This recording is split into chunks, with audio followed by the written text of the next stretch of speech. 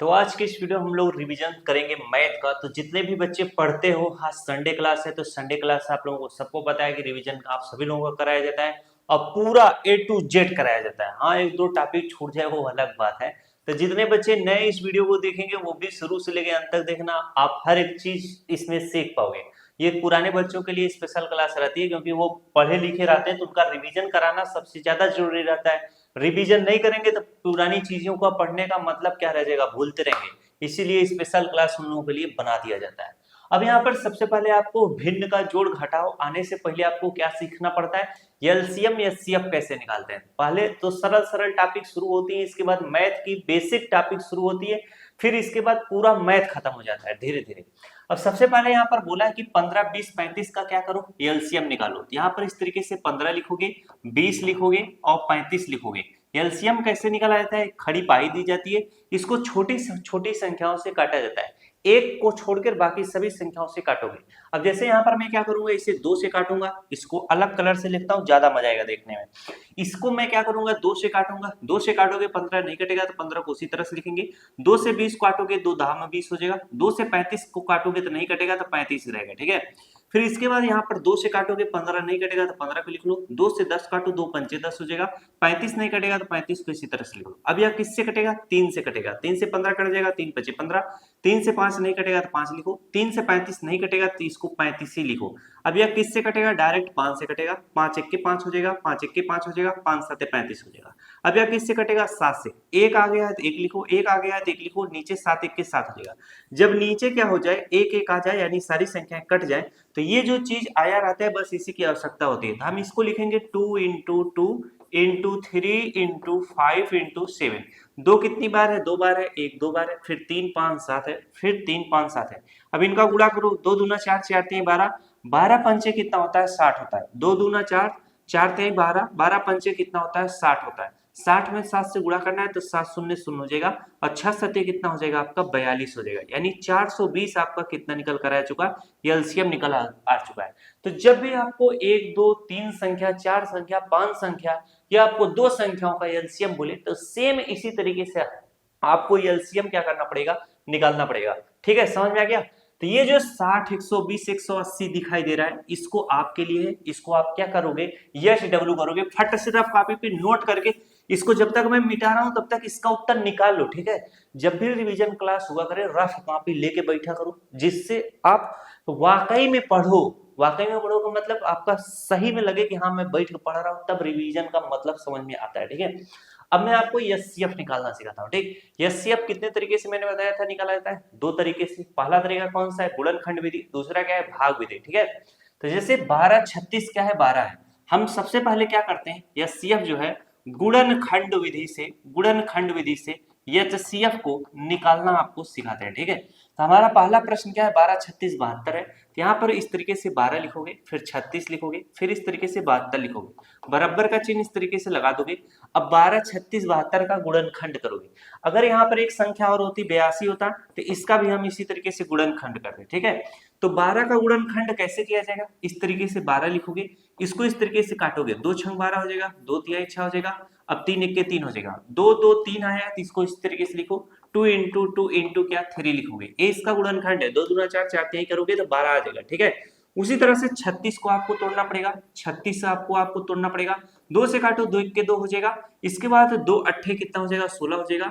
2 9 18 हो जाएगा, 3 त्रिक 9 हो जाएगा, 3 एक कम 3 हो जाएगा। तो 2 2 3 3 आया है, तो यहाँ पर 2 इंटू 2 इंटू 3 इंटू 3 लिखोगे। इसका गुणा करोगे, 2 दूना 4, 4 3 12, बढ़ते कितना हो जाएगा, 36 हो जाएगा। इसी तरह से सेम हम 72 का भी निकालेंगे। 72 का जब इसी तरह निकालोगे तो 2 से काटोगे, 2 तिहाई 6 हो जाएगा, 2 छंग 12 हो जाएगा, 2 18 में 36 हो जाएगा। इसके बाद 2 9 18 हो जाएगा, 3 त्रिक 9 हो जाएगा, 3 एक के 3 हो जाएगा। 2 कितनी बार है, 2 कितनी बार है, ये 2 है भाई साहब, 1 2 3 3 बार है। तो यहाँ पर 2 इंटू 2 इंटू 2 कर लो। इसके बाद 3 इंटू 3 है, इनका गुणा। अब ये देखो, 2 दूना 4, 4 दूना 8, 8 3 कितना हो जाएगा, 24, 24 दिए कितना हो जाएगा, 72 हो जाएगा। ठीक, ये इतना आपने कर लिया। इसके बाद आपको काम क्या करना रहता है, उस चीज को मैं आपको बताता हूँ, ध्यान देना, एकदम ध्यान देकर समझोगे तभी आपको समझ में आएगा।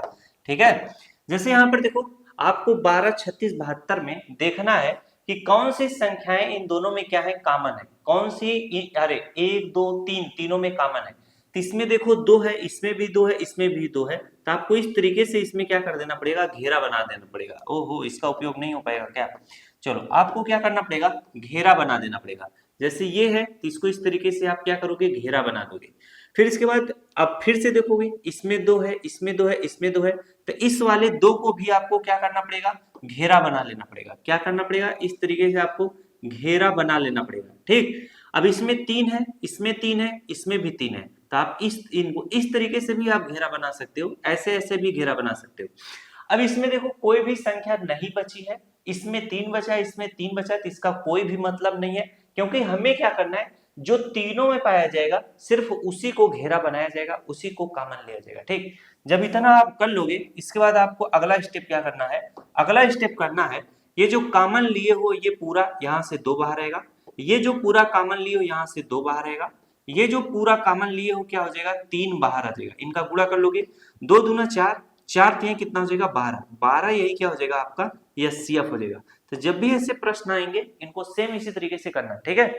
तो जब भी गुणनखंड पूछे, अरे एचसीएफ गुणनखंड विधि से निकालो, सेम इसी तरीके से निकालोगे, कोई दिक्कत या तकलीफ नहीं होगा। ठीक, अब चलो आपको आगे लेके चलते हैं। अब मैं आपको एचसीएफ निकालता हूं भाग विधि से। कैसे, भाग विधि से। कौन सी विधि होगी, भाग विधि होगी। तो ये जो प्रश्न आपको दिखाई दे रहा है, ये जो प्रश्न, इसको तो मैंने बताया गुणनखंड विधि से, अब इसको मैं बताने जा रहा हूं भाग विधि से। किससे, भाग विधि से। 15 45 180 है, क्या है, 15 45 180 है, 135 है, यहाँ पर 135 लिख लो। अब आपको 15 45 में इन दोनों में देखना है सबसे बड़ी संख्या क्या है, 45 है, तो 45 को यहाँ पर इस तरीके से लिखो। अब जो छोटी संख्या है 15, उसी से भाग दो, तो 15 15 35, 15 तिया कितना होता है, 45 होता है। तीन बार में लेके गए, ये कट गया, 15 तिया कितना हो जाएगा, 45, तो 0 0 आ गया। अगर हमसे सिर्फ पूछा होता कि 15 और 45 का एचसीएफ क्या होता, तो जिस भी संख्या से भाग देने पे नीचे 0 आ जाता है वही एचसीएफ होता, यानी 15 और 45 का एचसीएफ क्या होगा, 15 होगा। क्या होगा, 15 होगा। लेकिन हमसे प्रश्न में क्या पूछा था, हमसे प्रश्न में पूछा था कि 15 45 135 का बताओ, तब आप यहाँ पर 135 इस तरीके से लिखोगे, फिर से भाग दोगे, किससे भाग दोगे, जिस भी संख्या से भाग देने पे नीचे 0 आएगा उसी से भाग दोगे। तो 15 तिया 45, 15 चौके 60, 15 पचे 75, 15 छक्का 90, 15 सत्ते क्या होता है, 135 होता है। 15 सत्ते क्या होता है, 135 होता है। ये भी भाग देने पे डायरेक्ट कट गया, तो जिस भी संख्या से भाग देने पे नीचे 0 आ गया वही एचसीएफ होगा। तो यहाँ पे लिखना 15 45 135 का एचसीएफ 15 होगा। क्या होगा, 15 होगा। ठीक है, इस तरीके से आप एचसीएफ आराम से निकाल लोगे, कोई भी दिक्कत या समस्या नहीं होगी। अगर आप, ये तो रिवीजन का क्लास है, एचसीएफ कैसे निकाला जाता है भाई, कुलदीप यादव मैथ यूट्यूब पे सर्च करोगे, बड़े बड़े वीडियो मिलेंगे, कठिन कठिन प्रश्न मिलेंगे। ठीक है, तो ये सब चीजें आपको खुद से सीखनी चाहिए। अब देखो अगला प्रश्न है, अब हम लोग एलसीएम निकालना सीख गए, एचसीएफ निकालना सीख गए, अब हम भिन्न का जोड़ घटाव बड़े आराम से सीख सकते हैं। क्यों, क्योंकि जब भिन्न का जोड़ और घटाव किया जाता है उसमें एलसीएम की आवश्यकता होती है। कब, अभी बताएंगे तब ना समझ में आएगा। बहुत सारे बालक तो भूल ही गए होंगे कैसे भिन्न का जोड़ किया जाता है। जैसे यहाँ पर पहला प्रश्न है, बोल रहा है कि 8/5 प्लस क्या लिखा है, 3/5 लिखा है। तो इसमें ऊपर वाले को क्या बोलते हैं, अंश बोलते हैं। क्या, अंश। और नीचे वाले को क्या बोलते हैं, हर बोलते हैं। तो आपको एक चीज मैंने बताया था, जब भिन्न का हर क्या हो, बराबर हो, तो अंश को जोड़ लिया जाता है। यहाँ पर भिन्न का हर बराबर है तो बटे में इस तरीके से 5 लिखो, इनका अंश क्या करोगे, जोड़ लोगे, तो 8 3 जोड़ दोगे कितना हो जाएगा, 11। क्यों, क्योंकि 8 2 10 होता है, एक को एक्स्ट्रा है तो क्या हो जाएगा, 11 बन जाएगा। तो 8 3 कितना, 11। इस तरीके से जितना ज्यादा सोचोगे उतना ज्यादा कैलकुलेशन आपका तेज होगा। जब कैलकुलेशन तेज होगा मैथ वाला लगाने में मजा आएगा। अब यहाँ पर देखो 11/5 इस प्रश्न का क्या हो गया, उत्तर हो गया। चलिए अगला प्रश्न आपको करा देते हैं। ये क्या है, 6/3 धन 10/5 है। 6/3 धन क्या है, 10/5 है।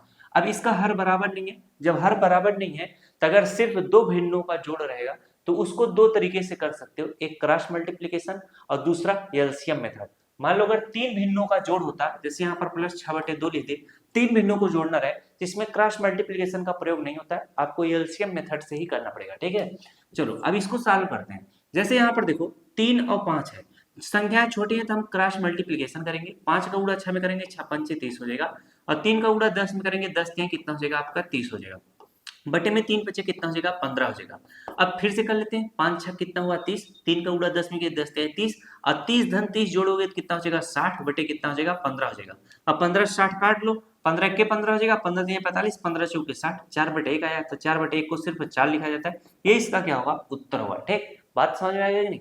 चलो आपको एक जोड़ बताता हूँ जिसमें 3 भिन्नों को जोड़ना रहे तो उस भिन्न को कैसे जोड़ा जाए। जैसे यहाँ पर 2 बटे कितना 3 प्लस 6 बटे कितना 6 बटे 2 प्लस 2 बटे कितना 6 ले लेते हैं। 3 भिन्नों को जोड़ना है तो इसको कैसे किया जाएगा। इसको करने के लिए आपको सबसे पहले 3 2 और 6 का एलसीएम निकालना पड़ेगा। 3 2 और 6 का, तो इसको सबसे छोटी संख्या से काटो, 3 नहीं कटेगा, 2 1 के 2 हो जाएगा, 2 तिहाई 6 हो जाएगा। अब ये 3 से कटेगा, 3 1 के 3 1 और 3 1 के 3 हो जाएगा। अब इसका गुणा कर लो, 2 गुणे 3 है तो 2 गुणे 3 करोगे 2 तिहाई कितना हो जाएगा 6, 6 आपका क्या आ चुका है एलसीएम। जब 6 एलसीएम आ चुका है तो इस तरीके से बटे का चिन्ह लगाकर यहाँ पर 6 लिखो, 3 से 6 को काटो, 3 दूना 6, 2 बार में कटा है, इस 2 का गुणा उसके अंश में करो, 2 दूना 4 हो जाएगा। अब यहाँ पर 2 से 6 को काटो, 2 तिहाई 6 हो जाएगा, 3 बार में काटे, 3 का गुणा उसके अंश में करो, 6 कितना हो जाएगा 18 हो जाएगा। अब यहाँ पर देखो 6 से 6 को काटो, 6 के 6 एक बार में कटा है, 1 का गुणा उसके अंश में करो, 1 2 कितना हो जाएगा 2 हो जाएगा। अब इन सभी को जोड़ लो, जब जोड़ोगे तो 18 2 कितना हो जाएगा 20 हो जाएगा, 20 में 4 जोड़ दोगे कितना हो जाएगा 24। ये छोटे छोटे तरीका आपको आना चाहिए, क्यों, अगर आप 18 और 4 जोड़ देते आपको थोड़ा तकलीफ होता जोड़ने में, लेकिन थोड़ा आप दिमाग लगा दोगे तो फट से जोड़ पाओगे। अगर ऐसे ऐसे कंडीशन रहेगा तो दिमाग लगा लेंगे, नहीं रहेगा तो भाई साहब नहीं लगाएंगे। और बातें करना, 6 से 24 कट जाएगा, 6 6 6 12 6 18 6 चौक 24 होता है, 4 बार में कटेगा, 6 के 6 6 चौक 24, 4 बटे का है, इसका उत्तर कितना हो जाएगा 4 आ जाएगा। ठीक, जब भी ऐसे प्रश्न आए इनको इसी तरीके से आपको करना रहेगा। अब चाहे भिन्न का जोड़ रहे चाहे भिन्न का घटाओ, सेम यही रूल रहेगा। अगर हर बराबर रहेगा तो घटा लेंगे, अगर हर बराबर नहीं रहेगा तो चाहे एलसीएम मेथड से करो चाहे आप क्या करो क्रॉस मल्टीप्लिकेशन विधि से करो। ठीक है, अब चलो भिन्न का जोड़ बता देते हैं, अरे भिन्न का घटाव बता देते हैं कैसे किया जाता है। अब यहाँ पर 10 बटे कितना लिखा है 12 लिखा है, क्या लिखा है 10 बटे 12 लिखा है। इसको घटाना है किससे 5 बटे किससे 12 से। अगर हर बराबर है तो अंश को हम क्या करेंगे घटा लेंगे, 10 में से 5 घटाओगे 5 बटे कितना आ जाएगा 12। अब यह किसी से कटेगा नहीं, यही इसका क्या हो जाएगा उत्तर हो जाएगा। नीचे लिखा है 15 बटे 6, क्या 15 बटे 6 लिखा है, इसको घटाना है किससे 2 बटे 3 से। तो 6 और 3 इसका हर बराबर नहीं है तो 6 और 3 का एलसीएम ले लेंगे, इससे 2 से काटो 2 3 6 हो जाएगा। अब यहाँ पर 3 नहीं कटेगा, 3 1 के 3 हो जाएगा, 3 1 के 3 गुणा करोगे 2 गुणे 3 करोगे, ये जो आया है 2 गुणे 3 करोगे कितना आएगा 6 आएगा। 6 आपका क्या हो जाएगा एलसीएम हो जाएगा। बटे का चिन्ह अगर इस तरीके से 6 लिखोगे, 6 से 6 काटोगे एक बार में कटेगा, 1 का गुणा उससे अंश में करोगे 15 रहेगा। अब 3 से 6 को काटो 2 बार में कटेगा, 2 का गुणा उसके अंश में करो, 2 दूना कितना हो जाएगा आपका 4 हो जाएगा। अब 15 में से आप क्या करोगे 4 घटा लोगे, जब 15 में से 4 घटाओगे तो 11 बटे 6 आएगा, 11 बटे 6 इस प्रश्न का क्या हो जाएगा उत्तर हो जाएगा। बात समझ आएगा कि नहीं, समझ में सारी चीजें आ रही है। चलो आगे बढ़ते हैं फटाफट से, बस जोड़ घटाओ में इतना लीपा पोती होता है, इसके बाद गुणा भाग तो यार बहुत अच्छा सवाल है, इतना मजा आता है इसको करने में, क्या बताएं घर का सदस्य है। अब यहाँ पर देखो पहला प्रश्न दिया है 20 बटे कितना लिखा है 20 बटे 60 लिखा है, गुणे यहाँ पर 35 बटे क्या लिखा है 70 लिखा है। अब भिन्न का गुणा में नियम क्या है, संख्याओं को मैं तिरछा काट सकता हूँ, संख्याओं को ऊपर नीचे काट सकता हूँ, बस इतना ही नियम है, इससे ज्यादा नियम नहीं है। भिन्न के गुणे में अंश का गुणा अंश के साथ किया जाता है, हर का गुणा हर के साथ किया जाता है। अब यहाँ पर 0 से क्या हो जाएगा 0 कट जाएगा, और कुछ बच रहा है और कुछ बच रहा है नहीं बच रहा है, 35 और 70 कट जाएगा, 35 के 35 35 दूना 70। अब जैसे हमको तो पता था 35 के 35 35 दूना 70 होता है, जिस भी बालक को नहीं आता है 35 बटे 70 को अगर काटता तो ये 5 से कटेगा, 5 7 35 हो जाता, इसको काटता 5 1 5 हो जाता, बचता 2 बन जाता 20, तो 5 15 5 चौके कितना होता है 20 होता है, तो 7 बटे कितना आता 14 आता, 7 बटे 14 आ गया। तो मैंने कैसे काट दिया इसको भाई साहब, 7 से 14 कट जाएगा, 7 1 के साथ 7 दूना 14। अब 1 बटे 2 आएगा कि नहीं, 1 बटे 2 यहाँ पर भी आया, बस इसी तरीके से आपको काटना पीटना रहता है। ठीक है, 2 से 6 कट जाएगा और 2 से ये वाला 2 कट जाएगा, तो 2 से इस 2 को हम उड़ा देंगे। ठीक, अब 1 गुणे 1 करोगे तो 1 रहेगा, नीचे 6 गुणे 1 करोगे तो 6 रहेगा, 1 बटे 6 इस प्रश्न का क्या होगा उत्तर होगा। तो जब भी ऐसा प्रश्न आएगा इस प्रश्न को इसी तरीके से करना है। ठीक, चलो नीचे देखो दूसरा प्रश्न आपका क्या कहता है, फटा से बोलो। कह रहा है कि 18 बटे क्या है 16 है, गुणे क्या है 12 बटे कितना है आपका 25 है, गुणे 32 बटे कितना है 36 है। अब यहाँ पर देखो 18 से 36 को काट सकते हो, 18 के 18, 18 दूना कितना हो जाएगा 36 हो जाएगा। कोई दिक्कत या तकलीफ किसी को नहीं, 16 21 16 हो जाएगा, 16 दूना कितना हो जाएगा 32 हो जाएगा। दिक्कत हो रहा है एकदम नहीं हो रहा है, आराम से आप हल करते रहो, दिक्कतें नहीं होगा। 2 से क्या हो जाएगा 2 कट जाएगा, यार बड़ा मस्त कट रहा है। अब यहाँ पर देखो 1/1 आ चुका है, यहाँ पर भी सारी चीजें कट चुके हैं, तो 1/1 आ जाएगा। 12/35 किसी से कटेगा, 12/25 कटेगा नहीं, तो 12/25 इस प्रश्न का क्या हो जाएगा, उत्तर हो जाएगा। मजा आया कि नहीं? गुणा अगर संख्याएं कटती है ना तो गुणा करने में इतना मजा आता है, क्या बताएं, बहुत मजा आता है।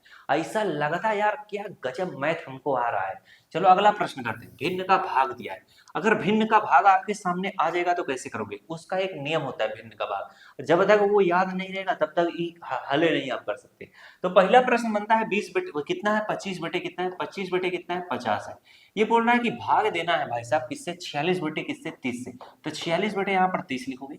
इसका मैंने क्या बताया था, अपना एक नियम है, क्या नियम है, 25/50 है, 30 25 बटे इस तरीके से 50 लिखोगे। भाग का चिन्ह गुणे में बदल जाता है, सामने वाली भिन्न उल्टी लिखी जाती है। 46/30 है तो 30 बटे कितना लिखा जाएगा, 30 बटे कितना लिखा जाएगा, 46 लिखा जाएगा। ठीक है, 30 बटे कितना लिखा जाएगा, 46 लिखा जाएगा। अब ये 25/50 है, अब ये भिन्न का गुणा बन चुका है, तो इसको कहीं भी काट पीट सकते हो। जैसे यहाँ पर देखो, जैसे देखो 25 से 50 कट जाएगा, 25 1 25, 25 दूना 50 हो जाएगा। 2 से 30 कट जाएगा, 2 1 2 हो जाएगा, 2 15 में कितना हो जाएगा, 30 हो जाएगा। अब यह किससे कटेगा, 6 4 की क्या हो जाएगा, 10 हो जाएगा। 3 से नहीं कट सकता है, 15 नहीं कट सकता है, तो 15/46 इस प्रश्न का क्या होगा, उत्तर होगा। जब नहीं कट सकता तो 15/46 इस प्रश्न का क्या हो जाएगा भाई साहब, उत्तर हो जाएगा।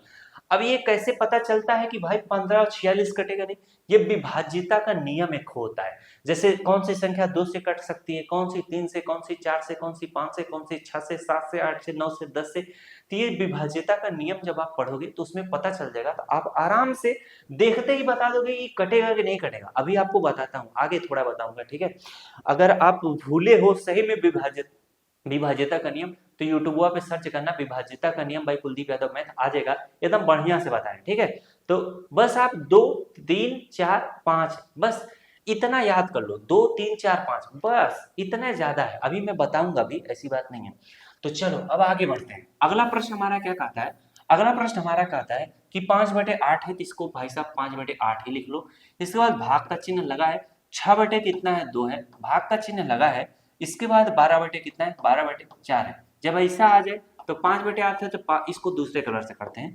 5/8 है तो इसको 5 बटे इस तरीके से 8 लिखोगे। भाग का चिन्ह गुणे में बदलेगा, सामने वाली भिन्न उल्टी लिखी जाएगी, इसे 2/6 लिखोगे। भाग का चिन्ह गुणे में बदलेगा, सामने वाली भिन्न उल्टी लिखी जाएगी, 4/12 लिखा जाएगा। अब इसको हम क्या करेंगे, छोटी छोटी संख्याओं से काट लेंगे। जब छोटी संख्या से काट लोगे, जो जिससे कटे काट लो। अब यहाँ पर 2 से 12 कट जाएगा, 2 1 2 हो जाएगा, 2 6 कितना हो जाएगा, 12 हो जाएगा, बड़ी अच्छी बात है। 4 से 6 कट जाएगा, 2 दूना 4 हो जाएगा, 2 तिहाई 6 हो जाएगा। अब कोई संख्या किसी से कटेगा, कटेगा, जैसे इस 2 से 6 को काट सकते हैं, 2 के 2 हो जाएगा, 2 तिहाई 6 हो जाएगा। अब कोई भी संख्या किसी से काटेगी नहीं, तो यहाँ पर 1 आ चुका है, यहाँ पर 1 ऊपर क्या आ जाएगा, 5 1 के 5 हो जाएगा। वो यहाँ नीचे देखो क्या है, 3 दूना के 3 त्रिका कितना है, 9 है, 3 गुणे 3 करोगे 9 हो जाएगा। और 9 गुणे 8 करोगे, 9 8 कितना होता है, 72 होता है। 9 9 9 18 9 27 9 36 9 बजे 45 9 6 54 9 63 9 8 कितना होता है, 72 होता है। तो हमने जब इसको काटा, 3 त्रिका 9 हुआ, 9 गुणे 8 करोगे, 9 8 कितना होता है, 72। 5/72 इस प्रश्न का क्या हो जाएगा, उत्तर हो जाएगा। सही वालन को समझ में आया कि नहीं? कभी कभी हमको भी पढ़वा भूल जाता है, तो ये नहीं होगी कि एकदम से भूल जाएगा, बस तनी से पढ़ने लग जाओ, याद आ जाता है। तो ऐसा सबके साथ होता है। कुछ बालक सोचते हैं यार हम ही को नहीं आता है, हम ही भूल जाते हैं। अरे भाई सबको भूल जाता है, बस डेली डेली जब रिवीजन करते रहोगे तो दिमाग में याद रहेगा, और नहीं करोगे तो भूलने लग जाएगा। इसीलिए डेली पढ़ाई किया जाता है, रिवीजन किया जाता है, पुरानी चीजें जिससे याद रहे। अगर आप पहला दूसरा तीसरा मैथ का चैप्टर पढ़े हो, इस टाइम मैथ का तुम 10वां 11वां चैप्टर पढ़ रहे हो, तो तुम अगर रिवीजन नहीं करोगे तो भाई दूसरा तीसरा चैप्टर में सवालों कैसे लगते थे, क्या नियम था, आप भूलते जाओगे। ओहो माय गॉड, हमको मैथ नहीं आता है। तो डेली पढ़ोगे तब आएगा, ठीक है। चलो अगला प्रश्न है हमारा, क्या है, ये भी भिन्न का भाग और गुणा जोड़ घटा एक साथ है। इस टाइप के मिश्रित प्रश्न पूछे जाते हैं आपसे। भिन्न का गुणा जोड़ घटा गुणा भाग एक साथ दे देगा, तो ऐसे प्रश्न का एक नियम होता है। क्या नियम होता है, सबसे पहले क्या होता है, भाग को सॉल्व किया जाता है, फिर गुणे को सॉल्व किया जाता है, फिर जोड़ को, फिर घटाव को सॉल्व किया जाता है। इसी को हम लोग क्या बोलते हैं, इसी को हम लोग मिश्र संक्रिया का नियम बोलते हैं, मिश्र संक्रिया का नियम, ठीक है। इसे आप नोट कर लो, ये बहुत इंपॉर्टेंट चीज है। अब चलो सवाल को लगाते हैं। 20/30 है तो इसे 20 इस तरीके से 30 लिखोगे। गुणे 16/18 है तो 16/18 लिखोगे। क्यों? क्योंकि सबसे पहले भैया भाग वाले चिन्ह को सॉल्व करना है, तो भाग वाला चिन्ह गुणे में बदल जाएगा, सामने वाली में पलट जाएगी, 12 क्या हो जाएगा 32 हो जाएगा। अब कोई चीज कटेगा, कट जाएगा यार, जाना कट जाता है, जैसे हम लोग करते हैं वैसे ही कट जाता है। 16 के 16, 16 दूना 32 हो जाएगा। अब कोई चीज कटेगा, 0 से 0 कट जाएगा आराम से। अब 12 से 18 को हम लोग काटे, 6 दूना 12 हो जाएगा और 6 त्रिक 18 हो जाएगा। मजा आता है कि नहीं?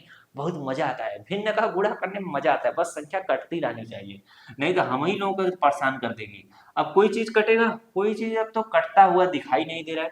यहाँ पर भी सारी चीजें कट चुकी है, ये भी कट चुका है, बचा है नीचे 3। तो जब ऊपर सब कुछ कट चुका है तो ऊपर 2 आ जाएगा, क्योंकि ये 2 बचा है। नीचे देखो इन सभी का गुणा कर लो, 3 तिरका कितना हो जाएगा 9 हो जाएगा। 2/9 इस प्रश्न का क्या होगा उत्तर होगा। मजा आएगा नहीं इस सवाल को करने में? चलो अच्छी बात है, मजा आना चाहिए। जब तक मजा नहीं आएगा तब तक सवाल लगाने में मजा नहीं आएगा, ठीक है। अब यहाँ पर 10/5 है, सबसे पहले भाई भाग के चिन्ह को सॉल्व करोगे तो अन्य चीजें उसी तरह से लिखो। 10/5 है 10/5, माइनस 2/3 है 2/3, गुणे कितना है 6/3 6/3, प्लस 2/5 है, भाग का चिन्ह गुणे में बदलेगा, सामने वाले भी पलट जाएगी, 6/1 हो जाएगा। अब यहाँ पर देखो, सबसे पहले हम लोग गुणे वाले को सॉल्व करेंगे। अब यहाँ पर 10/5 माइनस 2/3 गुणे 6/3 है, और बीच में प्लस का चिन्ह लगाकर फिर लिखा है 2/5 गुणे 6/, तो ऐसा कंडीशन आएगा तो कैसे सॉल्व किया जाएगा सीखो, बस और कुछ नहीं करना है। 10/5 है तो इसे 10/5 लिखोगे, माइनस अब ये गुणा है इतना पार्ट, तो इसको सॉल्व करोगे, 3 1 के 3 हो जाएगा, 3 दूना 6 हो जाएगा। बात समझ में आएगी नहीं? तो ऊपर क्या हो जाएगा 2 गुणे 2 कितना हो जाएगा 4 हो जाएगा, बटे में 3 गुणे 1 करोगे कितना हो जाएगा 3 हो जाएगा, बीच में प्लस का चिन्ह प्लस होगा।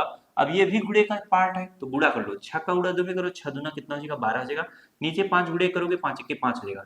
अब यहाँ पर देखो भिन्न का जोड़ और घटाव एक साथ है, तो सबसे पहले क्या सॉल्व करोगे, जोड़ वाले को सॉल्व करोगे, फिर घटाव वाले को सॉल्व करोगे। तो इसी चीज को आप इस तरीके से लिख सकते हो, कैसे लिख सकते हो जरा ध्यान दो। 10/5 क्या है प्लस में है, और 12/5 क्या है प्लस में है, तो इसको इस तरीके से लिख लो 10/5 और प्लस 12 क्या लिख लो इस तरीके से 5 लिख लो।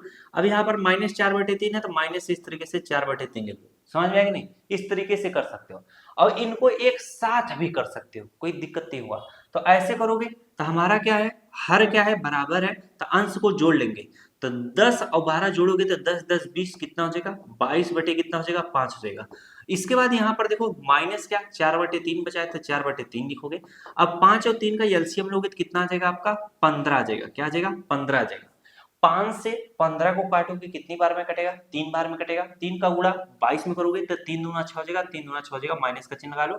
अब 3 से 15 काटोगे 3 पचे 15 5 बार में कटेगा, 5 गुणा 4 में करोगे 5 चौक कितना हो जाएगा 20 हो जाएगा। बस इसको आप आराम से घटा लो, जब घटाओगे तो 66 में से 20 घटाओगे तो 6 आ जाएगा। इसके बाद 6 में से 2 घटाओगे तो कितना आ जाएगा आपका 4 आ जाएगा। नीचे 15 तो 15 लिख लो, 46/15 कटेगा नहीं, यही इस प्रश्न का क्या हो जाएगा उत्तर हो जाएगा। ठीक है, तो जब भी ऐसा प्रश्न आएगा आपके जिंदगी में तो इसको इसी तरीके से करना। ठीक, आगे बढ़ते हैं। अगला हमारा क्या कह रहा है, अगला हमारा आया है मिश्र संक्रिया का नियम। अभी मैंने मिश्र संक्रिया का नियम क्या बताया था, सबसे पहले भाग को सॉल्व करो, फिर गुणे को, फिर जोड़ को, फिर घटाव को। ठीक है, अब इसी प्रश्न में जैसे ये प्रश्न दिया है, इसी प्रश्न में अगर ऐसे संख्याओं पे ब्रैकेट लगा दे तो कोई दिक्कत नहीं होता है, कोई भी दिक्कत नहीं होता है। जैसे कभी एक प्रश्न बना देता है, यहीं पर मैं एक प्रश्न बना देता हूँ, -2 भागे इस तरीके से लिख देगा, ये 12 बना दो। ठीक है, भागे यहाँ पर 6 लिख दे, इसके बाद गुणे यहाँ पर आपका 3 लिख दे, प्लस यहाँ पर 2 लिख दे, इसके बाद माइनस यहाँ पर इस तरीके से 3 लिख दे। तो आपको डरना नहीं है, ये भी मिश्र संक्रिया का नियम है, ये मत समझ लेना कि ब्रैकेट लगाए। और कभी कभी क्या कर देता है, कभी कभी इसमें भी क्या कर देता है ब्रैकेट लगा देता है। अगर इसमें ब्रैकेट लगा देगा, जैसे इसमें अगर ब्रैकेट लगा दे, बस इतने पार्ट को इस तरीके से ब्रैकेट लगा दे, तो ये कोष्ठक का सवाल बन जाता है। तब आप सबसे पहले क्या काम करोगे, कोष्ठक को सॉल्व करोगे। अब कोष्ठक के अंतर्गत चाहे माइनस का चिन्ह हो, चाहे जोड़ का, चाहे गुणा, चाहे घटाव, उसी को सबसे पहले सॉल्व करोगे। ठीक है, अब इसमें क्या होगा, सबसे पहले हम लोग इसको सॉल्व करेंगे, 6 गुणे 2 करेंगे 12, तो कोष्ठक खत्म हो जाएगा। समझ में आ गया नहीं? चलो इसको बताते हैं तब ज्यादा समझोगे। अब ये नॉर्मल है तो इसमें नॉर्मल ये वाला नियम का प्रयोग करोगे। सबसे पहले भाग को सॉल्व करेंगे, 12 में 6 से भाग दोगे, 6 दूना 12 हो जाएगा। फिर इसके बाद गुणे हमारा क्या बचेगा 3 बचेगा, प्लस 2 बचेगा, माइनस 1 बचेगा। अब हम लोग गुणा करेंगे, 3 दूना कितना हो जाएगा 6, प्लस यहाँ पर 2, माइनस 1 बचेगा। अब 6 दो जोड़ोगे कितना हो जाएगा 8, माइनस 1 हो जाएगा। 8 में से घटाओगे कितना 7, इसका क्या होगा उत्तर होगा।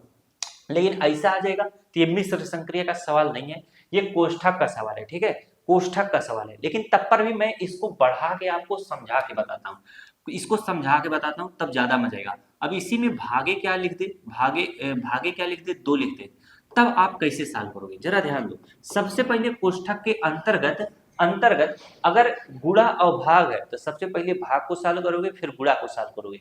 अगर इसी में चारों चीजें होता, भाग गुणा जोड़ घटाव होता, तो तब वो सबसे पहले भाग को सॉल्व करते, फिर गुणा, फिर जोड़, फिर घटाव। तो यहाँ पर समझो 18 तो 18 लिखो, प्लस यहाँ पर 2 माइनस 4 भागे, अब ब्रैकेट के अंतर्गत क्या है 2 इंटू 6 में 2 से भाग दो, 6 में 2 से भाग दो, 2 तिहाई कितना हो जाएगा 6 हो जाएगा। अब इसको अगले स्टेप में करो, 18 प्लस क्या हो जाएगा 2 माइनस 4 भागे 3 गुणा 2 में करो, 3 दूना 6 हो जाएगा। अब आपका कोष्ठक खत्म हो चुका है, कोष्ठक खत्म हो चुका है तो 18 यहाँ पर क्या है प्लस है तो प्लस लिखो, 2 माइनस 4 भागे 6 है तो इसको इस तरीके से लिखोगे, 4 भाग का मतलब बटे का चिन्ह, यहाँ पर 6 है 6 लिख लो। इसको नीचे कर देते हैं यार, इसको नीचे कर देते हैं या इसको क्या कर देते हैं इधर ला देते हैं, ठीक है, यहाँ पर इधर ला देते हैं, अभी आपको समझाते हैं। अब इसे जब सॉल्व करोगे तो ये क्या है भिन्न का घटाव बन रहा है। अब इसके नीचे कुछ भी नहीं है, ये अलग से पार्ट है, तो इसके नीचे आप 1 लिख सकते हो, इसके नीचे भी आप 1 लिख सकते हो। इसका हर क्या है बराबर है, तो इसका हर जब आप बराबर है तो 18 दो जोड़ दो कितना हो जाएगा 20/1 हो जाएगा, -4/6 है तो -4/6 लिखोगे। अब आप आराम से घटा सकते हो, तो जब 1 और 6 का एलसीएम लोगे तो कितना रहेगा 6 ही रह जाएगा। 1 से 6 को हटाओ, 1 छक्के 6 बार में कटेगा, 6 का गुणा 20 में कर लो, 6 शून्य शून्य 6 दूना 12 120 हो जाएगा। माइनस अब ये 6 इसका हर पहले से है तो 6 से 6 काटो, 1 बार में कटेगा, 1 का गुणा 4 में करोगे 4 ही रह जाएगा। अब इसको आप हटा लो, जब 10 में से 6 घटाओगे कितना आ जाएगा आपका, 10 में से 4 घटाओगे 6 आ जाएगा। इसके बाद यहाँ पर बचेगा कितना 1 बचेगा, यहाँ पर भी बचेगा कितना 1, यानी 116 बटे कितना आ जाएगा 6। इसे 2 से काट सकते हो, 2 तिहाई 6 हो जाएगा, इसे 2 से काटोगे 2 पंचे 10 हो जाएगा, 2 अट्ठे 16 हो जाएगा।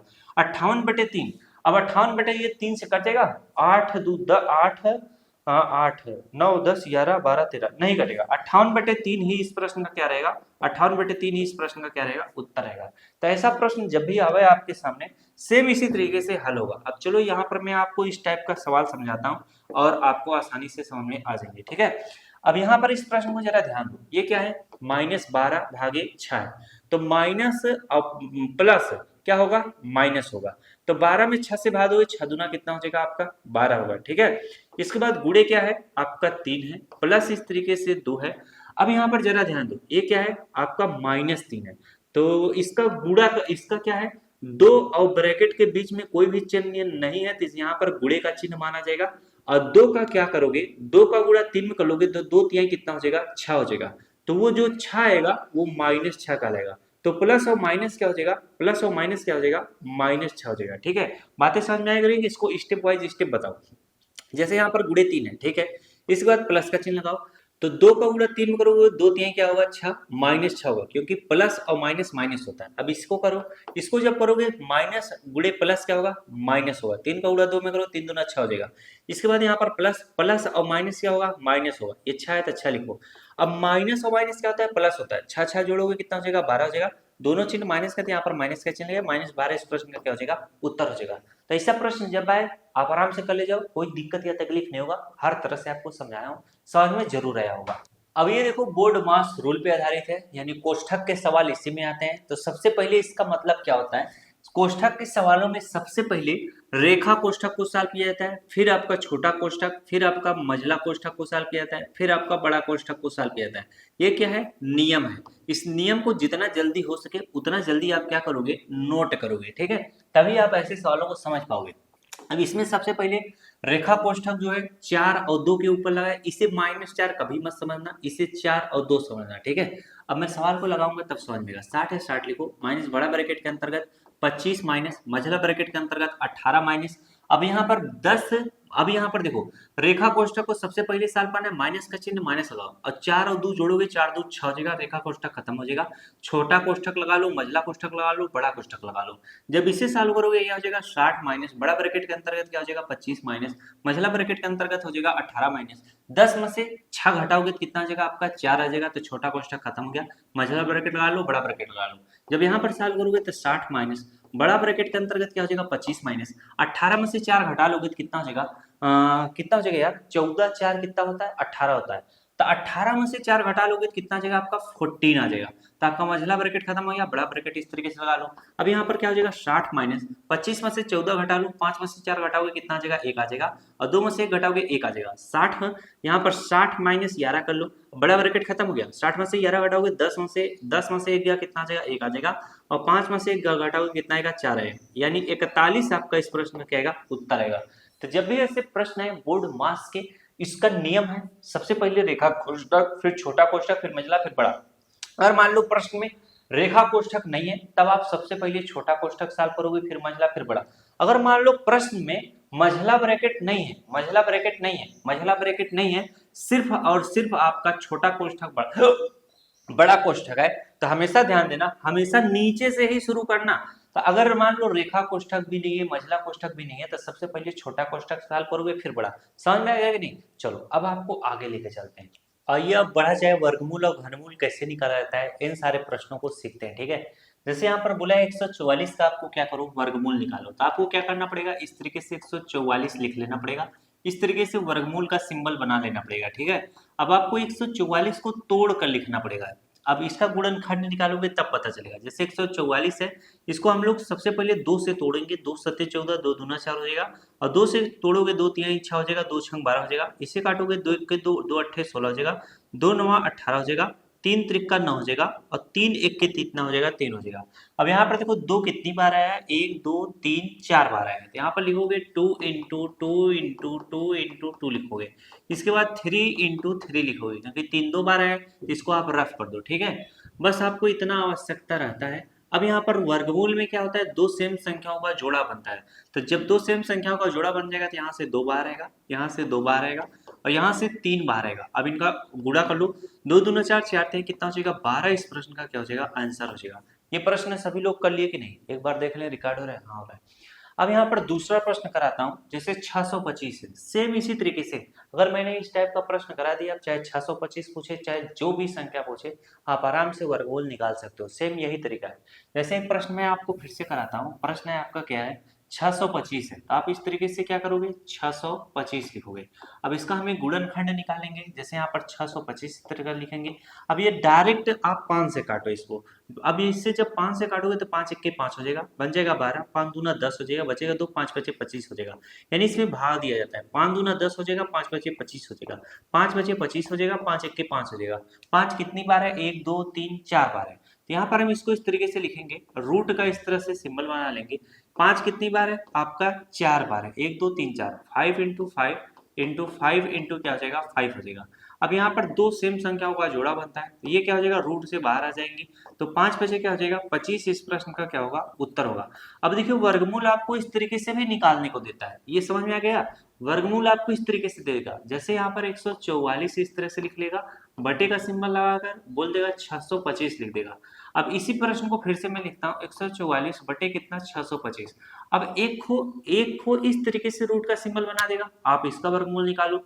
एक क्या काम करेगा, इस तरीके से इसको रूट के अंतर कर देगा और इसको रूट के अंतर कर देगा, तो दोनों का मतलब एक ही है। अगर हम रूट 144 का मान निकालते हैं तो 12 आ जाता है, और 625 का मान निकालते हैं तो क्या आ जाता है 25 आ जाता है, तो 12 बटे 25 इस प्रश्न का क्या होगा उत्तर होगा। ठीक है, अब इसी चीज को आप इस तरीके से इसको भी लिख सकते हो, रूट 144 का मान जब निकालोगे इस तरीके से जो अभी मैं तोड़ तोड़ के बता रहा था उससे लिखना, फिर रूट का सिंबल बनाकर 625 को मैंने तोड़ा था 5 इंटू 5 इंटू 5, ये इस तरीके से कर लेना। फिर जो बाहर इसका जो बाहर आएगा बाहर आएगा, इससे क्या आएगा, इससे आपका 25 बाहर आ जाएगा, तो 12 बटे 25 इस प्रश्न का क्या होगा उत्तर होगा। बात समझ में आएगी नहीं? चलो आपको कराते हैं अगला प्रश्न। अब अगले प्रश्न में हम लोग सीखेंगे कि घनमूल कैसे निकाला जाता है। वर्गमूल सभी को आ गया, सेम उसी तरह से घनमूल है, बस उसमें क्या होता है 3 सेम संख्याओं का जोड़ा बनता है। जैसे यहाँ पर 512 लिखा है, तो हम घनमूल का सिंबल इस तरह से बनाएंगे, 500 क्या लिखेंगे 512 लिखेंगे। और घनमूल का सिंबल जब बनाओगे तो यहाँ पर 3 लिखोगे तब ये घनमूल बना जाएगा। अब हम क्या करेंगे 512 को तोड़ लेंगे, 512 को जब तोड़ोगे तो ये किससे कटेगा 2 से कट जाएगा, आराम से कट जाएगा। 2 दूना कितना हो जाएगा 4 हो जाएगा, बन जाएगा ये 11, 2 पंचे 10 हो जाएगा, 2 छंग 12 हो जाएगा। अभी भी 2 से कटेगा, 2 1 के 2 हो जाएगा, 2 दूना 4 हो जाएगा, इसके बाद 2 अट्ठे 16 हो जाएगा, 2 से काटो 2 छंग 12 हो जाएगा, 2 चौके 8 हो जाएगा, 2 से काटो 2 3 6 हो जाएगा, 2 दूना 4 हो जाएगा, 2 16 में 32 हो जाएगा, 2 अट्ठे 16 हो जाएगा, और 2 चौके 8 हो जाएगा और 2 दूना 4 हो जाएगा और 2 एक के 2 हो जाएगा। अब यहाँ पर देखो इस तरह से आप घनमूल का सिंबल बड़ा सा बना लो, ठीक है। अब इसमें 2 कितनी बार है, 1 2 3 4 5 6 7 8 9 बार है, तो यहाँ पर 9 बार लिखो, 2 into 2 into 2 into 2 into 2 into 2 into 2 into 2 into 2, 9 बार हो गया कि नहीं। 1 2 3 4 5 6 7 8 9। घनमूल में क्या होता है, 3 सेम संख्याओं का जोड़ा बनता है। 3 सेम संख्याओं का जब जोड़ा बनेगा तो यहाँ से 2 बाहर आएगा, यहाँ से 2 बाहर आएगा और यहाँ से 2 बाहर आएगा। इनका गुणा कर लो, 2 दूना 4, 4 दूना कितना हो जाएगा 8। इस प्रश्न का उत्तर हो जाएगा। जो हमसे बोला था कि 512 का घनमूल क्या होगा, अगर इसका मान निकालोगे तो कितना आ जाएगा आपका 8 आ जाएगा, ठीक है। अब चलो हम 216 का मान आपको क्या करते हैं, एच डब्ल्यू देते हैं, इसको आप अपने रफ कॉपी पे जरूर निकालना। जब निकालोगे तभी आएगा, निकालोगे ही नहीं तो आएगा ही नहीं, ठीक है। चलो आगे लेके चलते हैं। अगला हमारा क्या है, सरलीकरण। सरलीकरण का प्रश्न करने में बहुत मजा आता है। जो गुणा भाग जोड़ घटाव सब सरलीकरण में ही भी आते हैं, ठीक है। कोई भी प्रश्न हो उसको सरलीकरण के अंतर्गत रख लिया जाता है। तो यहाँ पर जैसे कुछ प्रश्न है, 20 गुणे 6 भागे 2 लिखा है, इसका अगर आप सरलीकरण करोगे तो सबसे पहले भाग करोगे तो 20 गुणे कितना हो जाएगा, 6 में 2 से भाग दो, 2 3 6 हो जाएगा। अब 20 गुणे 3 कर लो, 20 20 3 40, 20 3 कितना हो जाएगा 60। इस प्रश्न का उत्तर हो जाएगा। अब यहाँ पर इसका सरलीकरण क्या होगा, मैंने कई बार सिखाया था। जैसे 2/3, अब यहाँ पर बड़ा सा बटे का चिन्ह लगाकर 4 लिखा है, इसके नीचे कुछ भी नहीं था, आप 1 लिखो। अब इसमें क्या होता है, 1 का गुणा 2 के साथ होता है, 1 का गुणा 2 के साथ करोगे तो 2 हो जाएगा, और नीचे 4 का गुणा 3 के साथ होता है, 4 3 कितना हो जाएगा 12 हो जाएगा।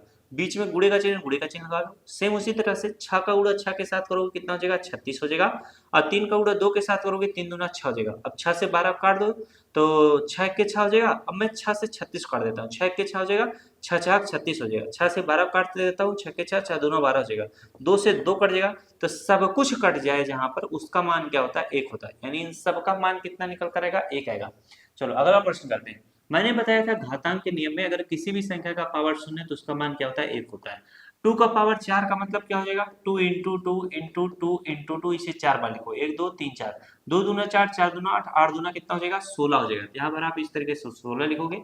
6 का पावर 0 तो इसका मान भी इसका मान क्या हो जाएगा 1 हो जाएगा। किसी भी संख्या का पावर 0 तो उसका मान 1 होगा, गुणा करोगे तो क्या आएगा 16। इस प्रश्न का उत्तर होगा, ठीक।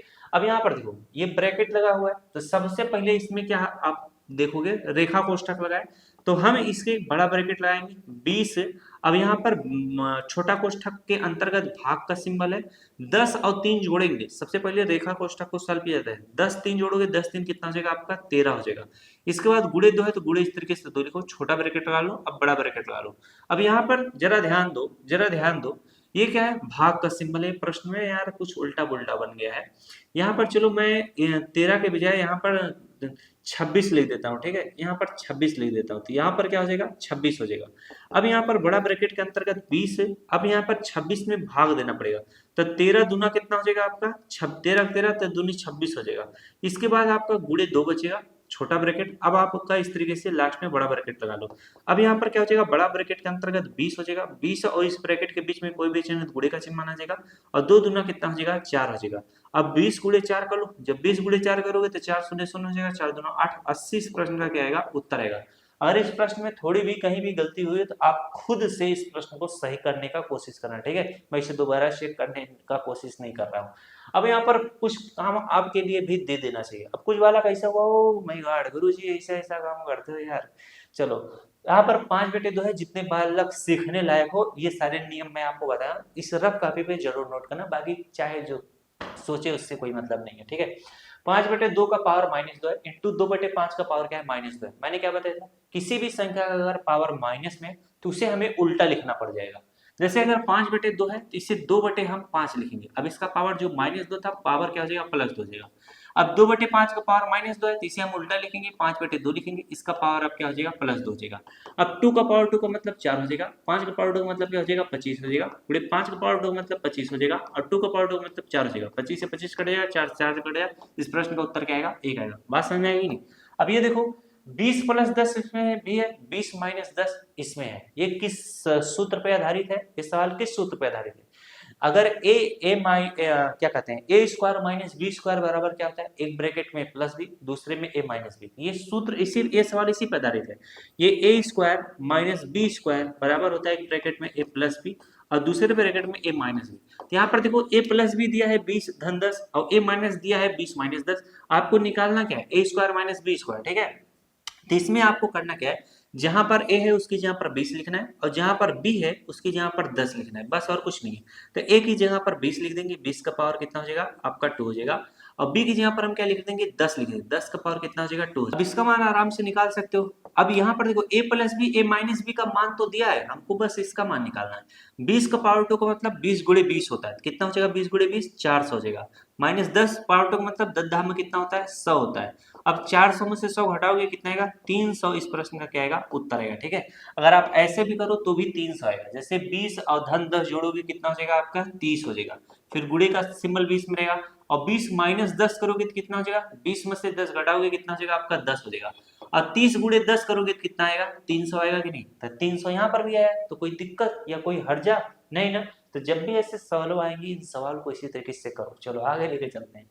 आगे हमारा देखो है प्रतिशत के सवाल है, काफी प्यारे प्यारे सवाल है। ऐसा सवाल दिख जाए तो मजा तो आएगा ही। जैसे बोला है कि 20% 50%, पहला किस टाइप का सवाल है, प्रतिशत को भिन्न में बदलो। तो अगर हमसे बोल दे कि 20% को क्या करो भिन्न में बदलो और हमें बोल दे 50% को भिन्न में बदलो, तो कैसे बदलोगे, आराम से बदलेंगे, इत्मीनान से बदलेंगे। अब 20% है तो इसे 20 लिखेंगे, प्रतिशत का चिन्ह हटेगा तो बटे में 100 लिखा जाएगा, 0 0 कटेगा, 2 के 2 2 पंचे 10, यानी 1/5 इस प्रश्न का उत्तर आया। यानी 20% को भिन्न में बदलोगे तो 1/5 आएगा। उसी तरह से 50% है 50 लिखो, प्रतिशत का चिन्ह हटेगा, बटे में 100 लिखा जाएगा, 0 0 कटेगा, 5 के 5 5 10, इसको भी भिन्न में बदलोगे तो 1/, कितना आएगा 2 आएगा। तो प्रतिशत को भिन्न में कैसे बदला जाता है, सेम यही तरीका है, सभी वालों को समझ में आया होगा। अब चलिए आपको अगला चीज समझाते हैं। अगला जो हमारा दिया है, दशमलव को क्या करना है आपको, दशमलव को आपको प्रतिशत में बदलना है, ठीक है। दशमलव को आपको प्रतिशत में भी बदलना है, दशमलव को आपको भिन्न में बदलना है, दोनों चीज बताएंगे। तो सबसे पहले दशमलव को क्या करना है, प्रतिशत में बदलना है। तो दशमलव को प्रतिशत में बदलने से पहले दशमलव को भिन्न में बदलना पड़ता है। तो ये हमारा पहला सवाल है, ये क्या कर रहा है कि 0 पॉइंट कितना है 25 है, और ये हमारा सवाल है 6 पॉइंट कितना है 45 है। अब इसे हमें क्या करना है, प्रतिशत में बदलना है। तो यहाँ पर जो भी संख्या लिखा है उसको लिखो, 0 छोड़ दो, 2 5 इसे लिख लो। अब 2 अंक के बाद दशमलव, यहाँ पर 2 शून्य लगाकर 1 लिख लो। तो दशमलव को अभी हमने भिन्न में बदला है, अच्छी बात है। अब भिन्न को हम आराम से प्रतिशत में बदल सकते हैं, बस इसी में 100 से गुणा कर से 100 कट जाएगा, बचेगा 25, 25 के सामने प्रतिशत का चिन्ह लगा दो, यही हमारा उत्तर हो जाएगा। सेम इसी दूसरे वाले को भी करेंगे, 6 4 5 है तो इसे 6 4 5 लिखेंगे, बटे का चिन्ह लगाएंगे, 2 अंक के बाद दशमलव तो 2 शून्य लगाकर यहाँ पर 1 लिखेंगे। अब ये भिन्न में आ चुका है, तो भिन्न को प्रतिशत में बदलने के लिए इसे में 100 से गुणा करना पड़ता है, 100 कट जाएगा, बचेगा कितना, बचेगा आपका 645 बटेगा, बस इसी के सामने परसेंट का चिन्ह लगा लो, ये इसका क्या हो जाएगा उत्तर हो जाएगा। सही वाला को समझ में आ रहा है, एकदम अच्छे से समझ में आनी चाहिए, सारी चीजें समझ में आनी चाहिए, तभी आप सवाल को अच्छे से लगा पाओगे। चलो अगला प्रश्न आपको समझाते हैं। अगला प्रश्न हमारा क्या कर रहा है, अगला प्रश्न कह रहा है कि 3/5 और 25/50 है, ये क्या है भिन्न, भिन्न को आपको प्रतिशत में बदलो। तो अभी मैंने आपको भिन्न को प्रतिशत में बदलना सिखाया था ना, तो चलो इसको अलग तरीके से कुछ बताते हैं। ये हमारा क्या है 3/5 है और ये हमारा क्या है 25 बटे क्या है 25 बटे हमारा क्या है 50 है। तो मैंने आपको क्या किया था, भिन्न को प्रतिशत में बदलना बताया था, लेकिन भिन्न को दशमलव में कैसे बदला जाए ये चीज मैंने आपको नहीं बताया, इस चीज को जरा सीखो। अब भिन्न को अगर आपको दशमलव में बदलना है तो 3 में आपको 5 से भाग देना पड़ेगा, क्या देना पड़ेगा, भाग देना पड़ेगा। और 3 को अगर आप 5 से भाग इस तरीके से दो, अब इसमें भाग जाएगा नहीं तो आप शून्य बार लेके जाओगे, 5 शून्य शून्य हो जाएगा, 3 हो जाएगा। अब यहाँ पर आगे कोई भी संख्या नहीं तो दशमलव बढ़ाकर आप शून्य उतारोगे, 5 36 यानी 0 पॉइंट क्या हो जाएगा 6 हो जाएगा इसका उत्तर, ठीक है। अब यहाँ पर 25/50 है, तो सबसे पहले इसको काट के सरल कर लो, 25 1 25 हो जाएगा, 25 2 50 हो जाएगा। अब एक में आपको क्या करना पड़ेगा, 2 से भाग देना पड़ेगा, तो 2 शून्य शून्य हो जाएगा, यहाँ पर एक आएगा, दशमलव बढ़ाकर शून्य उतारो, 2 5 10 यानी 0 पॉइंट क्या आ जाएगा 5 हो जाएगा, ठीक है। बात समझ में आया कि नहीं। अब आपको मैं प्रतिशत को क्या करता हूँ, प्रतिशत को आपको दशमलव में बदलना सिखाता हूँ। जैसे यहाँ पर क्या है 75% है, फिर आगे हमारा क्या है 265% है। तो सबसे पहले प्रतिशत को आपको भिन्न में बदलना पड़ेगा, 75 बटे प्रतिशत हटेगा 100 आ जाएगा। अब भिन्न को हम दशमलव में आराम से बदल सकते हैं। 75 है तो इस तरीके से 75 लिखो, दो अंक, दो शून्य है तो दो अंक के बाद यहाँ पर दशमलव लगा दो, फिर 0.75 इसका उत्तर होगा। उसी तरीके से 265 है, यहाँ पर इस तरीके से 265 लिखो, प्रतिशत के चिन्ह हटेगा, बटे में 100 लिखा जाएगा। अब दो शून्य है, यहाँ पर 265 है, इस तरीके से 265 लिखो, दो शून्य है तो दो अंक के बाद दशमलव लगा दो, यानी 2.65 इसका क्या होगा, उत्तर होगा। तो बात समझ में आ गई नहीं? ये सारे सवाल आप आराम से कर ले जाओगे, बस आपको सारी चीजें एकदम क्लियर आनी चाहिए। जब क्लियर रहेंगी फटाफट लगाते जाओगे, कोई दिक्कत ही नहीं होगा। चलो अब आपको आगे लेके चलते हैं। कभी देर से खड़ा होकर पढ़ा रहे हैं, पैरवा दर्द कर रहा है। चलो आगे लेके चलते हैं। पहाड़ा याद करना सीखें। इसमें काफी ज्यादा इंपॉर्टेंट चीज बताऊंगा। बच्चे पहाड़ा याद करते हैं, भूल जाते हैं। तो रफ कॉपी अगर पास में रहेगा तो भी आप लगा पाओगे, दिमाग रहेगा, थोड़ा सा प्रैक्टिस रहेगा तो भी लगा पाओगे।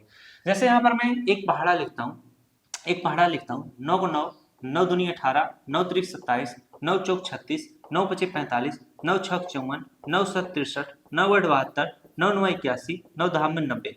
अब इसी पहाड़े को आप याद किए हो, मान लो पहाड़ा कहीं से भूल जाए, 9 पचे कितना होता है भूल जाए, तो 9 अट्ठे कितना होता है भूल जाए, तो कैसे लगाओगे? इस चीज का एक तरीका है। अगर आप 9 अट्ठे कितना होता है भूल जा रहे हो तो 9 गुणे 8 कर लो, कितना आएगा 9 8 72। लेकिन आप पहाड़ा भूल चुके हैं तो कैसे पता लगाओ कि 9 अट्ठे कितना हुआ? तो इसी का तरीका जुगाड़ आपको बता रहे हैं। जैसे देखो यहाँ पर 9 है, चाहे कोई भी पहाड़े में इसका प्रयोग करोगे, चाहे 22, चाहे 23, चाहे 19, चाहे 18, चाहे 17, सब में प्रयोग होगा। जैसे 9 है तो 9 इस तरीके से क्या करना पड़ेगा, आपको लिख लेना पड़ेगा। 9 है तो 9 लिख लो। अब इसी 9 में आप हमेशा 9 जोड़ते जाओ, 9 9 कितना हो जाएगा 18 हो जाएगा। अब इस 18 में क्या करोगे, इस 18 में क्या करोगे, ये जो 9 है 9 लिख लो। अब इस 18 को क्या करोगे, 9 में जोड़ते जाओ। अब 9 में 18 को जब 9 जोड़ोगे कितना हो जाएगा 27। अब 27 में क्या करोगे, 27 में क्या करोगे, फिर से 9 जोड़ दोगे, कितना हो जाएगा 36 हो जाएगा। फिर आप क्या करोगे 36 में क्या करोगे, 36 में आप क्या करोगे 9 जोड़ दोगे तो कितना हो जाएगा आपका 45 हो जाएगा। या इसी चीज को ऐसे भी बोल सकते हो। अब इस 45 में हम क्या करेंगे, 9 जोड़ देंगे, कितना हो जाएगा 54 हो जाएगा। अब इस 54 में क्या करेंगे, 9 जोड़ देंगे, कितना हो जाएगा 63 हो जाएगा। अब इस 63 में 9 जोड़ देंगे, कितना हो जाएगा 72 हो जाएगा। अब इस 72 में 9 जोड़ देंगे तो कितना हो जाएगा 81 हो जाएगा। अब 81 में 9 जोड़ देंगे तो कितना हो जाएगा 90 हो जाएगा। ठीक है, इसी तरीके से पहाड़ा बनाया जाता है। अब चलो एक और आपको पहाड़ा बनाकर बनाता हूँ। जैसे 12 का पहाड़ा ले लेता हूँ। 12 का पहाड़ा है तो 12 में 12 जोड़ दो, 12 में 12 जोड़ दो, कितना हो जाएगा 24 हो जाएगा। 24 में 12 जोड़ दो, कितना हो जाएगा आपका 36 हो जाएगा। अब 36 में आपको 12 जोड़ दो तो 48 हो जाएगा। अब 48 में आप 12 जोड़ दो तो कितना हो जाएगा, 8 दो कितना हो जाएगा 10, हासिल एक बचेगा, और 4 1 5 कितना हो जाएगा 6। अब 60 में आप 12 जोड़ दो, कितना हो जाएगा 2 हो जाएगा, और 6 कितना हो जाएगा 7 हो जाएगा। 72 में 12 जोड़ दो तो कितना हो जाएगा 2 2 कितना हो जाएगा 4 हो जाएगा, 7 1 कितना हो जाएगा आपका 8 हो जाएगा। अब 84 में आप 12 जोड़ दो तो कितना हो जाएगा आपका 4 2 कितना हो जाएगा आपका 6 हो जाएगा, और 8 1 कितना हो जाएगा 9 हो जाएगा। 96 में 12 जोड़ दो तो 6 2 कितना हो जाएगा आपका 8 हो जाएगा, और 9 1 कितना हो जाएगा आपका 10 हो जाएगा। 108 में 12 जोड़ दो तो कितना हो जाएगा 8 2 कितना हो जाएगा 10 हो जाएगा, हासिल एक, और एक है तो यहाँ पर 1 1 कितना हो जाएगा 2 हो जाएगा, फिर यहाँ पर 1, यानी 12 8 96, 12 9 108, 12 दाम में 120। देखो पहाड़ आराम से बन गया कि नहीं? तो ये सारी ट्रिक जब आपको पता रहेगा तब आप आराम से निकाल ले जाओगे। एक बार पढ़ते हैं। 12 12 12 24 12 36 12 44 12 25 60 12 56 72 82 84 12 98 12 108 12 120। पहाड़ा बनाना आ गया सभी को, अच्छी बात है। चलो अब आपको आगे लेके चलते हैं। विभाज्यता का नियम बताते हैं और संख्याओं को कैसे काटा जाता है। जैसे यहाँ पर 2 से विभाज्यता का नियम आप सबसे पहले नोट करो। कौन सी संख्या 2 से कट सकती है? अगर इकाई का अंक क्या हो, 0 हो 2 हो, तो वह संख्या क्या हो जाएगी 2 से कट सकती है। जैसे देखो अगर इकाई का अंक सम संख्या है, इकाई का अंक अगर सम संख्या है तो वह संख्या 2 से विभाज्य हो जाएगी। यहाँ पर सीधे सीधे लिखो सम सम संख्या। सम संख्या का मतलब क्या होता है, जैसे 2 हो 4 हो 6 हो 8 हो तो वह संख्या 2 से कट जाएगी। 3 से विभाज्यता का नियम क्या है, अगर संख्याओं को आप जोड़ते हो, जैसे यहाँ पर लिखा हो 4 और 5 लिखा है ना, तो इसको इस तरीके से 4 और धन 5, यानी इस अंकों को जोड़ लेना, कितना आ जाएगा 9। अब यह 9 अगर 3 से कट रही है तो वह पूरी की पूरी संख्या क्या हो जाएगी, कट जाएगी। तो 9 जो है 3 से कट जाता है, तो इसका मतलब ये जो 45 लिखा है ये 3 से कट जाएगा। तो यहाँ पर क्या हो जाएगा, अंकों का योग, अंकों का योग अगर 3 से, अंकों का योग अगर 3 से कट जा रहा है तो वह संख्या 3 से कट जाएगी। ठीक है, छोटी छोटी जब तक आपको पहाड़ा याद रहेगा तब तक आप पता लगा लोगे, लेकिन बड़ी बड़ी संख्याओं को कैसे पता पाओ, उसीलिए विभाज्यता का नियम बताया गया कि इस नियम का प्रयोग करके आप बता सकते हो। ठीक है, अब यहाँ पर देखो 2 से मैंने बता दिया, 3 से बता दिया, अब 4 से देखो। 4 से विभाज्यता का नियम क्या कहता है, जैसे कोई भी अंक हो, जैसे यहाँ पर मैं क्या ले लेता हूँ 12 ले लेता हूँ, यहाँ पर 3 ले लेता हूँ। इसका कहने का मतलब है अगर इकाई और दहाई से बनी संख्या, इकाई और दहाई से बनी संख्या, ये पूरा क्या है 312 है, इकाई और दहाई से बनी संख्या क्या है 12 है। अगर 12 4 से कट जा रही है तो 312 भी क्या हो जाएगी 4 से कट जाएगी। तो 12 तो कट ही जाता है, 4 3 12, इसका मतलब 312 भी 4 से कट जाएगा। अब आप भाग देंगे काट लो, कट जाएगा आराम से। ठीक है, तो ये इसका नियम है। अब 5 से विभाज्यता का नियम क्या है, अगर इकाई का अंक 0 हो या 5 हो तो वह संख्या 5 से विभाजित हो जाएगी। जैसे यहाँ पर मैं कितनी भी बड़ी संख्या लिख दूं 1575, इकाई का अंक क्या है 5 है, तो यह संख्या 5 से कट जाएगी। अब चलो अगर विभाज्यता का नियम आप पढ़ लिए हो तो यहाँ पर मैं क्या करता हूँ, संख्या काटना आपको सिखाता हूँ। जैसे यहाँ पर मैं ले लेता हूँ 280 ले लेता हूँ, और यहाँ पर मैं 575 ले लेता हूँ, यहाँ पर मैं क्या ले लेता हूँ 1286 ले लेता हूँ। अब अगर मैं पूछूं कि ये संख्याएं किस किस संख्या से कटेगा, कुछ छोटी संख्याएं भी ले लेता हूँ। जैसे यहाँ पर 3 ले लेता हूँ, 6 ले लेता हूँ, इसके बाद आपका 36 हो गया, फिर यहाँ पर 126 ले लेता हूँ। अब यहाँ पर मैं क्या ले लेता हूँ आपका 136 ले लेता हूँ। ठीक है, अब अगर मैं पूछूं ये संख्या किस किस संख्या से कट सकती है, तो ये संख्या आप बताओगे 2 से कट सकती है, ये संख्या आप 5 से कट सकती है। अभी मैंने विभाज्यता का नियम बताया ना, नोट किया कि नहीं। अब यह देखो 3 से कटेगी कि नहीं, 3 से यह संख्या नहीं कट सकती। और यह संख्या 8 से कटेगी कि नहीं, यह संख्या अरे 4 से, तो यह संख्या 4 से भी कट सकती है। क्यों, क्योंकि इकाई और दहाई से बनी संख्या 80 है, और 80 4 से आराम से कट जाता है, इसलिए 280 भी 4 से कट जाएगा। ठीक, अब देखो 575 किससे कटेगा, इकाई का अंक 5 है तो यह संख्या 5 से कट जाएगी, 2 से नहीं कटेगी, देखो 4 से भी नहीं कटेगी, अब 3 से कटेगी कि नहीं, तो जोड़ लो 5 5 10 17, यह 3 से भी नहीं कटेगी। अब यह संख्या किससे कट जाएगी, 2 से आराम से कट जाएगी। ठीक है, 2 से काट दो आराम से। इसके बाद यह संख्या 4 से कट जाएगी, क्योंकि इकाई और दहाई से बनी संख्या 4 से कट रही थी, यह कट जाएगी। इसके बाद यह संख्या किससे कटेगी, 6 2 8 9, यह संख्या 3 से भी कट जाएगी, यह संख्या 2 से भी कट जाएगी। अब नीचे वाला देखो, यह संख्या 4 से कट जाएगी, क्योंकि इकाई और दहाई से बनी संख्या 36 है, तो 4 9 36 होता है, तो 136 भी 4 से कट जाएगी। अब चलो काटा पीटी आपको सिखाते हैं। 280 बटे कितना है आपका 100 ले देता हूं, इस संख्या को कैसे काटा जाएगा जरा इस चीज को देखो। तो इसको काटने का नियम क्या है, नियम क्या है, बस नियम यही है कि अगर जो भी संख्या जिससे कट रही है तो काट दो। 0 से क्या हो जाएगा, 0 बढ़ जाएगा। 28 बटे 10 बन चुका है। मैंने क्या बताया, इकाई का अंक सम संख्या है तो वह संख्या 2 से कट जाएगी, तो 2 1 के 2 हो जाएगा, 2 चौके 8 हो जाएगा, 2 पंचे 10 हो जाएगा। 14 बटे 5 है, या किसी से नहीं कटेगा, 14 बटे 5 इसका क्या होगा, उत्तर होगा। अब यहाँ पर मैं ले लूँ 576 बटे, यहाँ पर ले लूँ 525 ले लेता हूँ। अब यह किससे कटेगी भाई साहब, 76 है, तो यह किससे कटेगी, यह 5 से नहीं कट जा पाएगी, ना 5 से कट पाएगी। देखो 3 से कट पाएगी, 5 5 10 2 12, नीचे वाला 3 से कट जाएगा, ऊपर वाला देख लो, तो 6 5 कितना हो जाएगा 11, 11 में 7 जोड़ दो कितना हो जाएगा 18। तो यह संख्या 3 से आराम से कट जाएगी, 5 से नहीं कटेगी, 2 से भी नहीं कटेगी, 4 से देखो कटेगी, 4 से भी नहीं कटेगी, या डायरेक्ट 3 से कट जाएगी आराम से। अब 3 से काट लेते हैं, क्या दिक्कत है, जब हमको पता चल गया है किससे कटेगी तो काट दो आराम से। तो चलो इसको काटते हैं। तो इसको जब काटोगे तो 2 1 के 2 हो जाएगा, इस अरे 2 दूना 4 हो जाएगा, बचेगा 1, 2 अट्ठे कितना हो जाएगा 16 हो जाएगा, फिर 2 अट्ठे कितना हो जाएगा 16 हो जाएगा।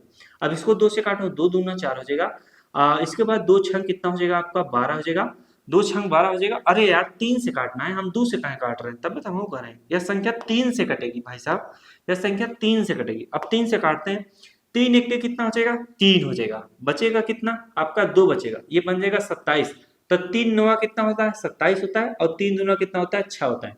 अब इसको काटो, 3 1 के कितना हो जाएगा 3 हो जाएगा, बन जाएगा बचेगा 2, बन जाएगा आपका 22। तो 3 6 18, 3 सते कितना होता है 21 होता है, बचेगा 1, बन जाएगा 15, 3 5 15 हो जाएगा। अब यह संख्या किससे कटेगी, 9 1 10 2 12, अभी भी ये 3 से कट जाएगी, और 7 1 7 5 12 1 13, अब यह 3 से नहीं कटेगी। तो अब यह किसी से भी नहीं कटेगी, तो यही 192 बटे 175 इसका क्या हो जाएगा, उत्तर हो जाएगा। ये संख्याओं को काटने का नियम है, आप तभी काट पाओगे जब विभाज्यता का नियम आपको पता रहेगा। चलो अब आपको आगे लेके चलते हैं। आगे हमारा है घातांक का नियम। अब घातांक के नियम में कुछ घातांक के सवाल आपको कराता हूँ, तब मजा आएगा, ठीक है। यहाँ पर मैं अपने से बना कर सवालों को फटाफट लिखता हूँ, आप लोग अपने कॉपी पे नोट करो, यहाँ पहले से क्वेश्चन नहीं लिखा है। अब यहाँ पर देखो पहला सवाल मैं आपको बनाता हूँ, जैसे 2 का पावर 0 इंटू 3 का पावर क्या है 1 है, गुणे 5 का पावर 0।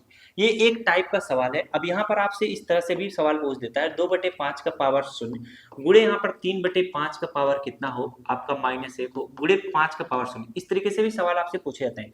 इन सवालों को एक एक करके मैं समझाता हूँ। ये एक प्रकार का नियम है, अगर किसी भी संख्या का पावर 0 तो उसका मान 1 हो जाएगा, 3 का पावर 1 का मतलब 3 रहेगा, और 5 का पावर 0 का मतलब क्या हो जाएगा 1 हो जाएगा। तो इनको जब गुणा करोगे तो इसका मान कितना निकल कर आएगा, 3 गुणे 1 करोगे तो 3 आएगा। इसका उत्तर कितना आएगा 3 आएगा। पहला नियम आप नोट करो, यदि किसी भी संख्या का पावर 0 तो उसका मान 1 होता है, या याद कर लो, ठीक है। अब यहाँ पर अगला सवाल है, किसी भी संख्या का पावर 0 तो उसका मान 1 होगा, चाहे वह भिन्न में ही क्यों ना हो, तो इसका मान कितना क्या हो जाएगा 1 हो जाएगा। अब 3/5 का पावर क्या है -1 है।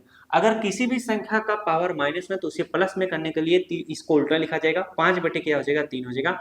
अब 5/3 का पावर अगर आप 1 करोगे तो 5 का पावर 1 का मतलब 5 ही रह जाएगा, 3 का पावर 1 का मतलब 3, इसलिए 5/3 यहाँ पर लिखे। अब यहाँ पर इसका पावर 0 तो इसका भी मान 1 हो जाएगा। अब यहाँ पर देखो इसके नीचे कुछ नहीं है तो 1 लिखो, इसके नीचे कुछ भी नहीं तो लिखो। कोई भी संख्या किसी से कटेगी नहीं, तो ऊपर कितना जाएगा 5, नीचे आएगा 3, 5/3 इस प्रश्न का उत्तर होगा। ये एक प्रकार के नियम मैंने आपको बताया, किसी भी संख्या का पावर 0 तो उसका मान 1 होगा। दूसरा नियम पे आधारित क्वेश्चन मैंने बताया, अगर किसी भी संख्या का पावर माइनस में हो तो ऐसे प्रश्नों को कैसे सॉल्व किया जाएगा। अब अगला नियम से आपको सवाल को मैं हल करना सिखाता हूं। जैसे यहाँ पर देखो गुणा गुणा और भाग, घातांक में क्या होगा गुणा और भाग पे ही नियम आधारित रहते हैं, ठीक है। जैसे यहाँ पर मैं ले लेता हूँ 2 का पावर कितना 6 गुणे क्या ले लेता हूँ 2 का पावर 3। अब पहला नियम है, अगर आधार समान हो तो गुणा करने पे घातें जुड़ जाती हैं। आधार यही आधार है, ये भी आधार है, ये क्या है पावर है, तो आधार समान है तो 2 लिखो, गुणा करने पे घातें जुड़ती हैं तो इसे 6 + 3 लिखोगे, ठीक है। तो 2 का पावर कितना हो जाएगा 6 3 कितना हो जाएगा 7 8 9, 6 3 9 हो जाएगा, 2 का पावर 9 इसका प्रश्न का उत्तर होगा। अब दूसरा प्रश्न इसी का मैं कराता हूँ। अगर मान लो 5 का पावर कितना हो 2 हो, गुणे यहाँ पर आपका 3 का पावर 2। अगर आधार क्या हो असमान हो लेकिन घातें समान हो तो ऐसे प्रश्न कैसे किए जाएंगे, 5 गुणे 3 लिखा जाएगा, इसका भी पावर 2 था इसका भी पावर 2 था तो पूरे का पावर 2 हो जाएगा, यानी 5 कितना हो जाएगा 15 का पावर 2 इस प्रश्न का क्या होगा उत्तर होगा। ये एक प्रकार का नियम था और ये दूसरा नियम है। अब मैं आपको भाग में नियम सिखाता हूँ। भाग में नियम क्या कहता है, भाग में नियम कहता है जैसे यहाँ पर 18 का पावर क्या है 18 का पावर 6 है, भागे यहाँ पर 18 का पावर क्या है आपका 2 है।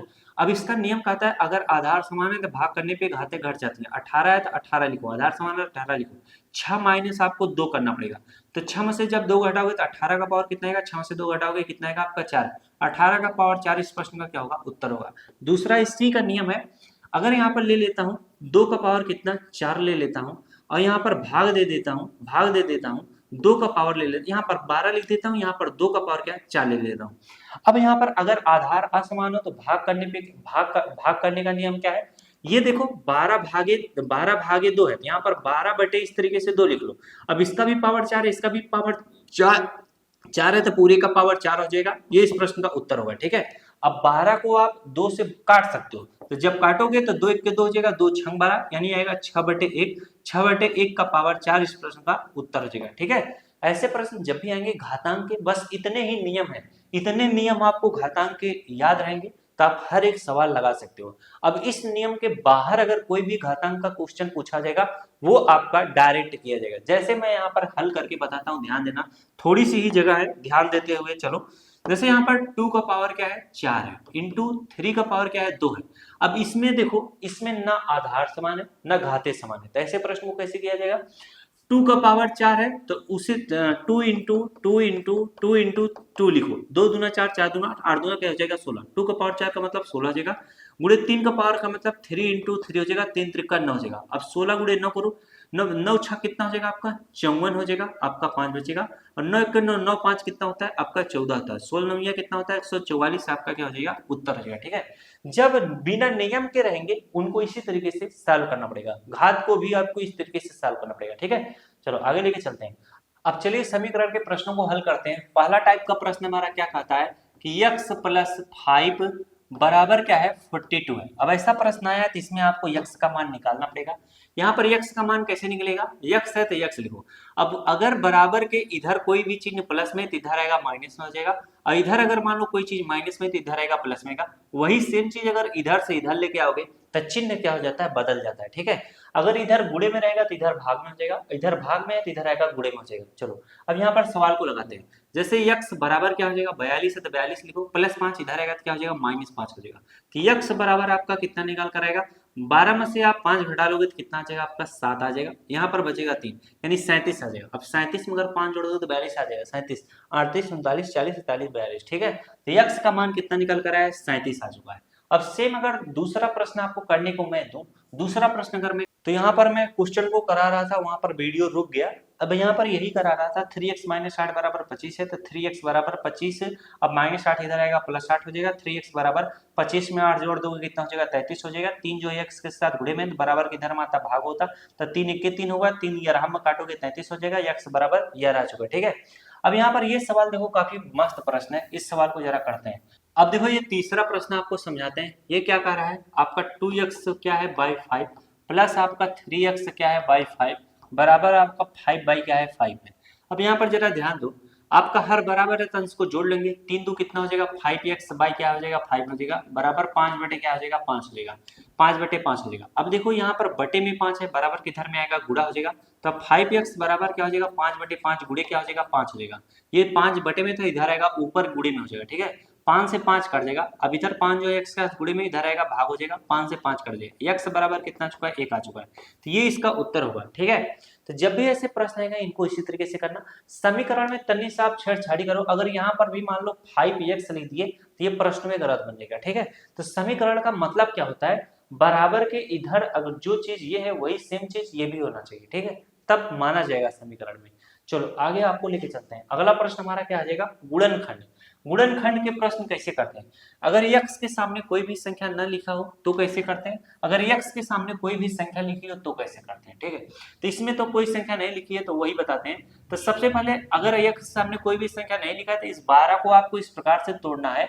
अगर यहाँ पर प्लस का चिन्ह है तो जोड़ने पे 7x आ जाना चाहिए। तो मैं तोड़ता हूँ, 4 गुणे 3 करता हूँ, 4 कहीं 12 हो जाएगा, तो 4 को आप 4x लिखोगे और इसको क्या लिखोगे 3x लिखोगे, और इसको अगर जोड़ोगे तो 4x और 3x जोड़ोगे तो 7x आ जाएगा। 7x की जगह पर ही इस चीज को लिखा जाता है। तो ये क्या हो जाएगा, x का पावर 2 हो जाएगा, प्लस 4x प्लस 3x लिखोगे, 4x प्लस 3x लिखोगे, अब प्लस 12 तो प्लस 12 लिखोगे। ठीक है, अब यहाँ पर हम क्या करेंगे, इन दोनों में कॉमन खोजेंगे। इन दोनों में कॉमन क्या होगा, यहाँ पर x 2 बार, यहाँ पर एक x कॉमन हो जाएगा, x से x कटेगा, एक x बचेगा, x से x कट जाएगा, प्लस 4 बचेगा। ठीक है, अब इन दोनों में कॉमन क्या, इसमें x है इसमें x नहीं है तो x कॉमन नहीं होगा। यहाँ पर जो भी चिन्ह रहे उस चिन्ह को लगा लो। 3 जो है 3 को भी काट देगा, 3 12 को भी काट देगा, इसीलिए 3 को कॉमन ले लिए, 3 से 3 कट जाएगा, x बचेगा। 3 से 12 को काटोगे, 3 चौके कितना हो जाएगा, 12 हो जाएगा। अब इसमें भी x प्लस 4 है, इसमें भी x प्लस 4 है, तो x प्लस 4 को हम लोग क्या करेंगे, कॉमन ले लेंगे। तो x प्लस 4 से x प्लस 4 कट जाएगा, बचेगा क्या, x बचेगा। x प्लस 4 से x प्लस 4 पूरा कट जाएगा, बचेगा प्लस 3, तो प्लस 3 इसको अलग ब्रैकेट में लिखोगे। ये इस प्रश्न का उत्तर होगा। सेम उसी तरीके से ये भी प्रश्न किया जाएगा। अगला प्रश्न है, इसको देखो। अब यहाँ पर देखो प्रश्न है x power 2 minus 9x plus 20 है। अब x के सामने अगर कोई भी संख्या नहीं तो 20 को इस प्रकार से तोड़ना है कि जोड़ने पे माइनस 9x आ जाना चाहिए। तो 20 को हम लोग तोड़ते हैं, अगर हम लोग 5 गुणे 4 करेंगे, 5 चौक 20 होगा, तो 5 को अपने मन से -5 लिखना पड़ेगा और 4 को अपने मन से -4 लिखना पड़ेगा। अब इन दोनों को अगर जोड़ोगे तो माइनस और माइनस प्लस होगा, 5 4 कितना हो जाएगा, 9 हो जाएगा। जब दोनों चिन्ह माइनस के तो इसे -9 आएगा। ठीक है, तो यहाँ पर जब लिखोगे तो x का पावर 2 है तो x का पावर 2 लिखो, -5 है तो इसे -5x लिखो, अब ये -4 है तो इसे -4x लिखो, प्लस 20 है तो प्लस 20 लिखो। अब इन दोनों में कॉमन खोजो, इन दोनों में कॉमन आपको क्या मिलेगा, यहाँ पर x 2 बार है, x 1 बार है तो एक x कॉमन मिल जाएगा, x से x कटेगा, x बचेगा, x से x कट जाएगा, -5 बचेगा। अब इन दोनों में कॉमन खोजो, इसमें देखो माइनस का चिन्ह है तो माइनस का चिन्ह लगा लो, जो भी चिन्ह है वहां पर पहले चिन्ह को लगाओ। अब इसमें 4 है, 4 से 4 भी कट जाएगा, 4 से 20 भी कट जाएगा, तो माइनस माइनस प्लस हो जाएगा, 4 से 4 कटेगा, x बचेगा, माइनस और प्लस क्या होगा, माइनस होगा, 4 पंचे कितना हो जाएगा आपका 20 हो जाएगा। x -5 इसमें भी, x -5 इसमें भी है, तो x -5 को कॉमन ले लोगे तो ये कट जाएगा, बचेगा क्या, x बचेगा, ये भी कट जाएगा, बचेगा -4। ये इस प्रश्न में क्या हो जाएगा, तरोताजा उत्तर हो जाएगा। बात समझ में आया। चलो आगे लेके चलते हैं, अच्छी बात है, एकदम समझ में आ रहा है। तो अगला प्रश्न हमारा रूट के सवाल है। रूट का जोड़ घटाव गुणा भाग कैसे किया जाता है। इसका एक नियम है, अगर रूट के अंतर्गत सेम संख्या होती है तो वो जुड़ जाती है। क्या होती है, जुड़ जाती है। और रूट के अंतर्गत सेम संख्या वो घट जाती है। अगर सेम संख्या नहीं है तो ना जुड़ेगी ना घटेगी, पहला नियम नोट कर लो। अब यहाँ पर देखो, 2√2 प्लस 4√2, रूट के अंतर्गत सेम संख्या है जिसे जोड़ सकते हो, 2 और 4 जोड़ोगे कितना हो जाएगा, 6√2 हो जाएगा। ठीक है, अब यहाँ पर देखो रूट के अंतर्गत सेम संख्या है, इसके सामने कुछ भी नहीं तो इसके सामने कुछ भी नहीं, तो एक एक समझो कितना हो जाएगा आपका 2 हो जाएगा। रूट के अंतर्गत सेम संख्या है तो √5 इस तरीके से लिख लो। अब इसमें √3 है, इसमें √2 है, तो ये जुड़ नहीं सकता है क्योंकि रूट के अंतर्गत सेम संख्या नहीं है, तो यही प्रश्न ही क्या हो जाएगा, उत्तर हो जाएगा। ठीक, अब यहाँ पर घटाओ में देखो 3√18 माइनस 2√18 है, तो 3 में से 2 घटाओगे कितना आएगा, 1 आएगा। अब 1 को लिखा नहीं जाता है तो 3 में से 2 घटाओगे 1 आएगा, तो √18 इस प्रश्न का क्या हो जाएगा, उत्तर हो जाएगा। ठीक है, अब यहाँ पर 2√36 माइनस 2√64 है, रूट के अंतर्गत सेम संख्या तो नहीं है लेकिन बस आपको दिखाई नहीं दे रहा है, इसी तरह से आपको देखना पड़ेगा। तो जैसे ये 2 रूट है तो 2 रूट लिखो। अब √36 का मान क्या होता है, √36 का मान होता है, इसे मैं लिख सकता हूँ 6 गुणे 6 लिख सकता हूँ। तो ये रूट के अंतर्गत दो सेम संख्या रूट से बाहर आ जाएगी, 6 हो जाएगा, तो इसका मान कितना हो जाएगा, 6 हो जाएगा। तो 2 इंटू कितना हो जाएगा आपका, 6 हो जाएगा, माइनस अब यहाँ पर 2 है, √64 का मान कितना होता है, 8 होता है, तो 2 इंटू कितना हो जाएगा आपका, 8 हो जाएगा। तो इसे जब सॉल्व करोगे तो 6 दूना 12 हो जाएगा, माइनस 8 दूना कितना हो जाएगा, 16 हो जाएगा। अब आप 16 में से क्या करोगे, 12 को घटा लोगे तो कितना आ जाएगा, -4 इस प्रश्न का उत्तर हो जाएगा। ऐसा प्रश्न है जिसको इस तरीके से सॉल्व करोगे। ठीक है, अब यहाँ पर देखो अगर रूट के अंतर्गत सेम संख्या है तो इसको हम इस तरीके से लिख सकते हैं, रूट के अंतर्गत सेम संख्या है तो 6 गुणे 6 लिख सकते हैं। अब 6 गुणे 6 है तो इस ये रूट के अंतर्गत जब दो सेम संख्या आएगा तो ये वर्गमूल से बाहर आएगा, तो इसका मान कितना आएगा, 6 आ जाएगा। उसी तरीके से रूट के अंतर्गत सेम संख्या जब न रहे तो इसे 3 इंटू 2 लिख सकते हो, तो इसका मान कितना आ जाएगा, √6 आ जाएगा। ठीक है, अब √12 बटे √12 तो इसका मान क्या आ जाएगा, 1 आएगा। कैसे, √12 है तो इस तरीके से √12 लिखो, भाग का चिन्ह का मतलब बटे का चिन्ह, √12 से भाग देना है तो √12 लिख लो। अब इसको आराम से काट सकते हो, तो इसका मान कितना आएगा, 1 आएगा। ठीक, जब भी ऐसा प्रश्न आएगा सेम इसी तरीके से करोगे, कोई दिक्कत कभी हो नहीं। अब हम लोग लिखित प्रश्नों की तरफ बढ़ते हैं। अब यहाँ पर देखो हमारा बीजगणित जो है समाप्त हो चुका है। अलजेब्रा के प्रश्न मैंने नहीं कराया है, बस एक ही प्रश्न कराया था जो a² - b² पे आधारित है। ठीक है, अलजेब्रा के प्रश्न भी आपको पढ़ने हैं। यहाँ पर देखो हमारा प्रतिशत के प्रश्न है। एक विद्यार्थी जो ने परीक्षा में 500 में से 425 अंक प्राप्त किए, उसका प्रतिशत आपको निकालना है। तो प्रतिशत ऐसे चीजों में कैसे निकाला जाता है, नंबर बटे क्या होता है, नंबर बटे क्या होता है, पूर्णांक गुणे क्या होता है, 100 होता है, ऐसे निकाला जाता है। नंबर कितना हुआ पाया है, वह 500 में से 425 पाया, तो 425 को ऊपर लिखो, पूर्णांक उसका 500 है तो 500 नीचे लिखो। प्रतिशत निकालना है, 100 से गुणा करो, 2 जीरो 0 कट जाएगा, 5 से इसको काटोगे तो कितना हो जाएगा, 5 8 कितना हो जाएगा, 40 हो जाएगा, 5 5 25 हो जाएगा, यानी 85% वह आ पाया है। तो जब भी ऐसे चीजों को प्रतिशत में बदला जाएगा तो इसी तरीके से बदलना है। ठीक है, आगे आपको लेके चलते हैं। आगे रिकॉर्ड हो रहा है कि नहीं यार, OST? ठीक है, वो भी रिकॉर्ड हो रहा है। ठीक, अब माइक वाइक लगा है ना, हाँ। अब यहाँ पर देखो क्या है, एक वस्तु का मूल्य 800 रुपया है, यदि उस पर 15% की छूट दी जाए तो छूट की राशि और विक्रय मूल्य क्या होगा। ठीक है, ये चीज आपको बताना है, तो कैसे बताओगे। अब यहाँ पर हम सवाल को लगाते हैं, एक वस्तु का जो मूल्य है, मूल्य कितना दिया है, 800 रुपया दिया हुआ है, बोल रहा है कि उस पर 15% की क्या किया जाता है, 15% की छूट देता है। तो आपको बताना है छूट की राशि यानी कितना रुपया छूट दिया जाता है।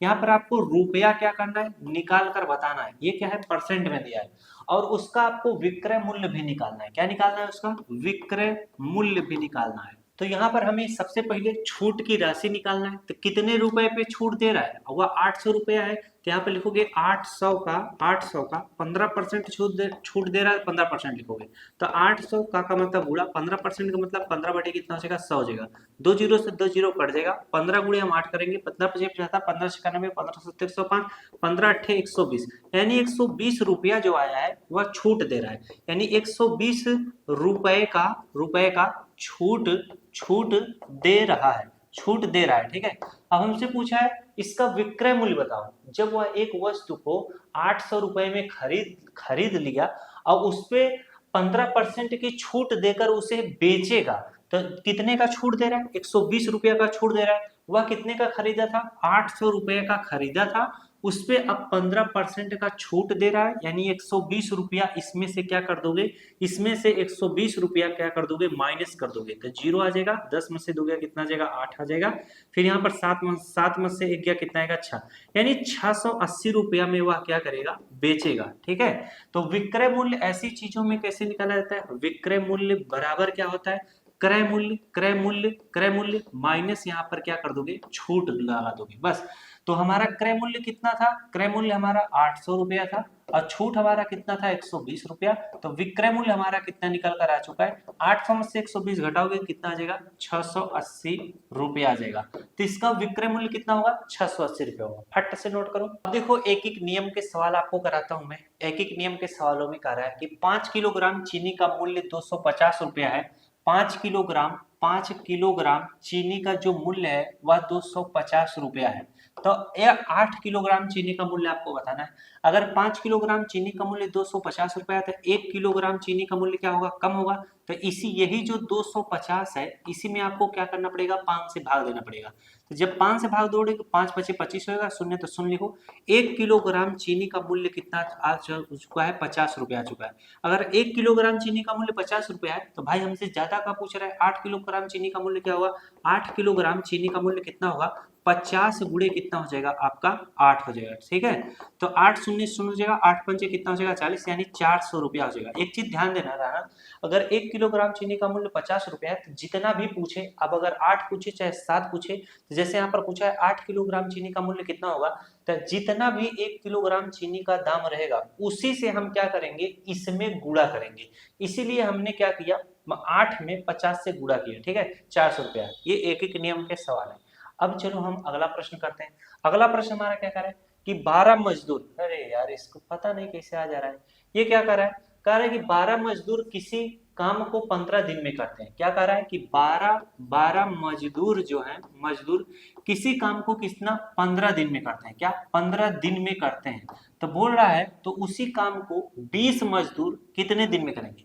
भाई अगर 12 मजदूर किसी काम को 15 दिन में कर रहे हैं तो एक मजदूर उस काम को कितने दिन में करेगा, एक मजदूर उस काम को ज्यादा दिन में करेगा, एक मजदूर उस काम को ज्यादा दिन में करेगा। अगर 12 मजदूर किसी काम को 15 दिन में कर रहे हैं, अगर एक ही लोग को कह दे काम करने को तो ज्यादा दिन लगाएगा।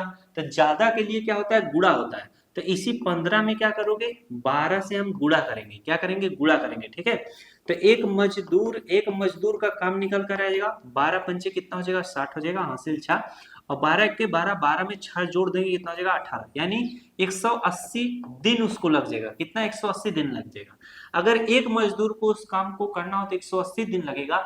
अगर उसी काम को 20 मजदूर करें, क्या उसी काम को अगर 20 मजदूर को उसी काम को लगा दो, तो अगर एक मजदूर है तो 180 दिन लग रहा है, अगर मजदूर बढ़ा दो 20 मजदूर लगा दो, वो काम जल्दी हो जाएगा। जल्दी जब हो जाएगा यानी कम समय में जब हो जाएगा तो भाग हो जाएगा। किसमें भाग होगा, 180 में हमें भाग देना पड़ेगा, किससे, 20 से। ठीक है, 0 से 0 कटेगा, 2 9 कितना हो जाएगा, 18 हो जाएगा। तो 20 मजदूर उसी काम को कितना, 9 दिन में कर लेंगे, 9 दिन में कर लेंगे। ठीक, तो जब भी इस तरह का एक एक नियम के प्रश्न आएंगे, इन प्रश्नों को इसी तरीके से आपको करना रहेगा। अब हम लोग साधारण ब्याज के प्रश्नों को करेंगे, इसके बाद चक्रवृद्धि ब्याज के प्रश्नों को करेंगे। ठीक है, ये कह रहा है कि 5000 की राशि 3 वर्ष के लिए 8% वार्षिक साधारण ब्याज की दर पर जमा की जाती है। तो साधारण ब्याज और मिश्र धन ज्ञात करिए।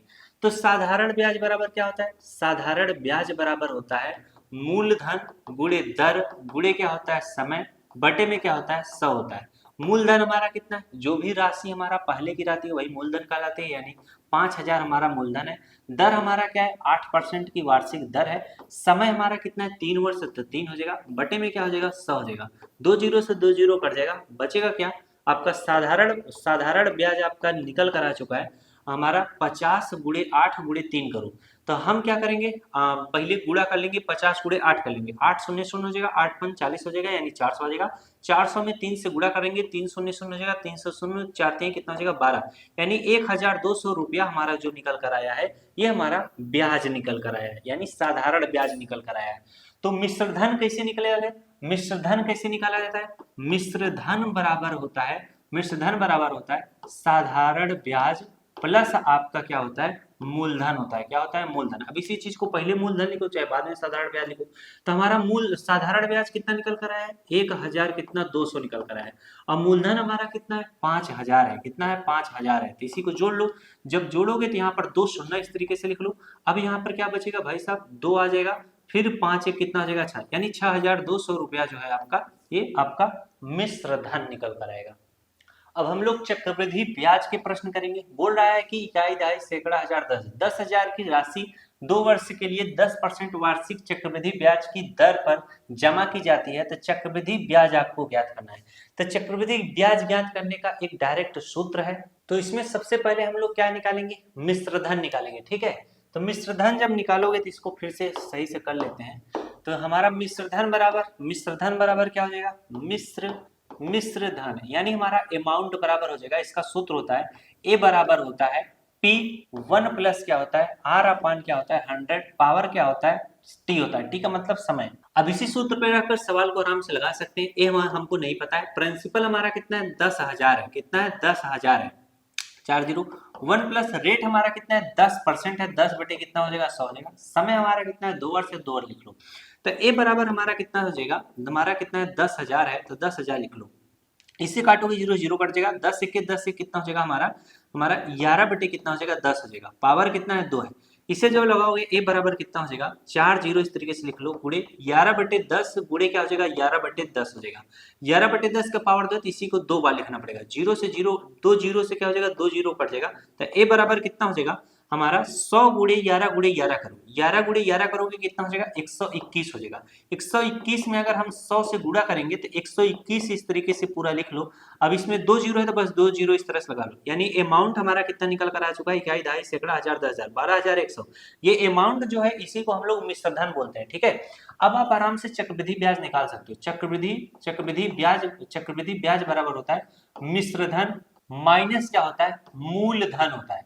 तो मिश्र धन हमारा कितना निकल कर आ चुका है 12,100 रुपया। तो यहाँ पर 12,000 क्या हो जाएगा 12,100 हो जाएगा। इसी में माइनस करना है, मूलधन हमारा कितना है 10,000 है, कितना है 10,000 है। तो जब घटाओगे तो कितना हो जाएगा 2 शून्य पछवाड़े में लग जाएगा। फिर यहाँ पर 1 है तो 1 इस तरीके से लिख लो, फिर 2 यहाँ पर 2 है तो इस तरीके से 2 लिख लो, 1 में से घटाओगे शून्य, यानी 2,100 रुपया ये हमारा क्या हो जाएगा चक्रवृद्धि मिश्र धन हो जाएगा। वृद्धि मिश्र धन हमारा कितना निकल कर आ चुका है 2,100 रुपये। ठीक है, ये आपका उत्तर होगा।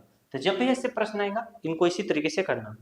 अगला प्रश्न हमारा देखो है समय तथा कार्य से संबंधित है, काफी बढ़िया प्रश्न। इस प्रश्न को समझो। एक किसी कार्य को 12 दिनों में पूरा करता है, वह 4 दिन क्या करता है कार्य को करता है।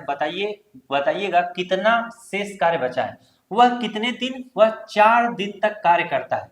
तो ए का इस प्रश्न में निकालना, ए का 1 दिन का कार्य कितना हो जाएगा, 1 दिन का कार्य क्या हो जाएगा, वह ए जो है 12 दिनों का कार्य करता है। तो ए का 1 दिन का कार्य कितना हो जाएगा 1/12 हो जाएगा। वह क्या काम करता है 4 दिन तक काम करता है। तो 4 दिन का कार्य कितना हो जाएगा 4 दिन का कार्य हो जाएगा 4 बटे कितना हो जाएगा आपका 12 हो जाएगा। इसे काटोगे 4 1 4, 4 3 12, 1/3 आ जाएगा।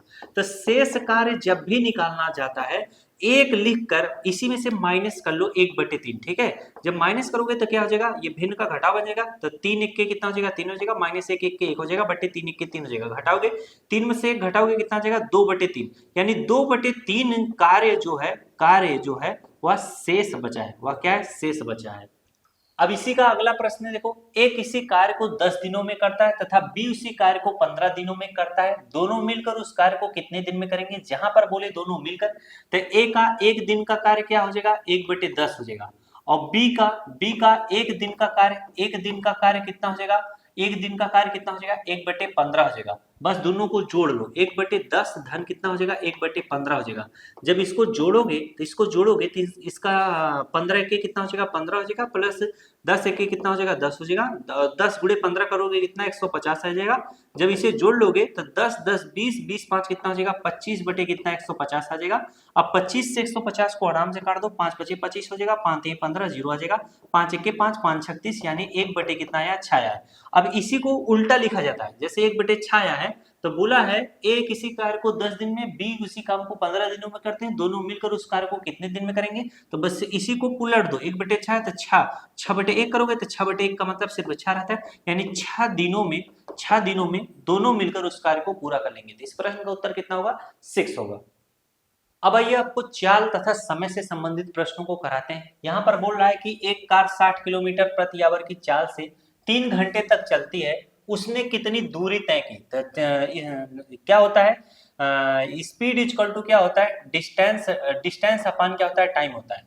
स्पीड इसकी कितनी है, 60 किलोमीटर प्रति आवर, यहाँ पर 60 लिख दो, बराबर डिस्टेंस क्या, इसकी कितनी दूरी तक चलेगी, डिस्टेंस का मतलब होता है दूरी, इसको डी निकालना है, बट ये टाइम कितना है, 3 घंटे तक चलती है, तो यहाँ पर 3 लिख लो, ठीक है। अब यहाँ पर 3 बटे में इधर आएगा, गुणा में हो जाएगा, 60 गुणे 3 कर लो, 300 शून्य शून्य 6 18 180, डी बराबर 180, तो जिसका मान निकालता है उसको लेफ्ट साइड और जो मान आता है उसको राइट साइड लगाते हैं। तो डिस्टेंस कितना हो जाएगा, 180 किलोमीटर वह चली है, यहाँ पर लिख देना 180 किलोमीटर, यानी वह 3 घंटे में कितना दूरी तय करेगी, 180 किलोमीटर दूरी तय करेगी। तो जब भी ऐसा सवाल है ऐसे करना।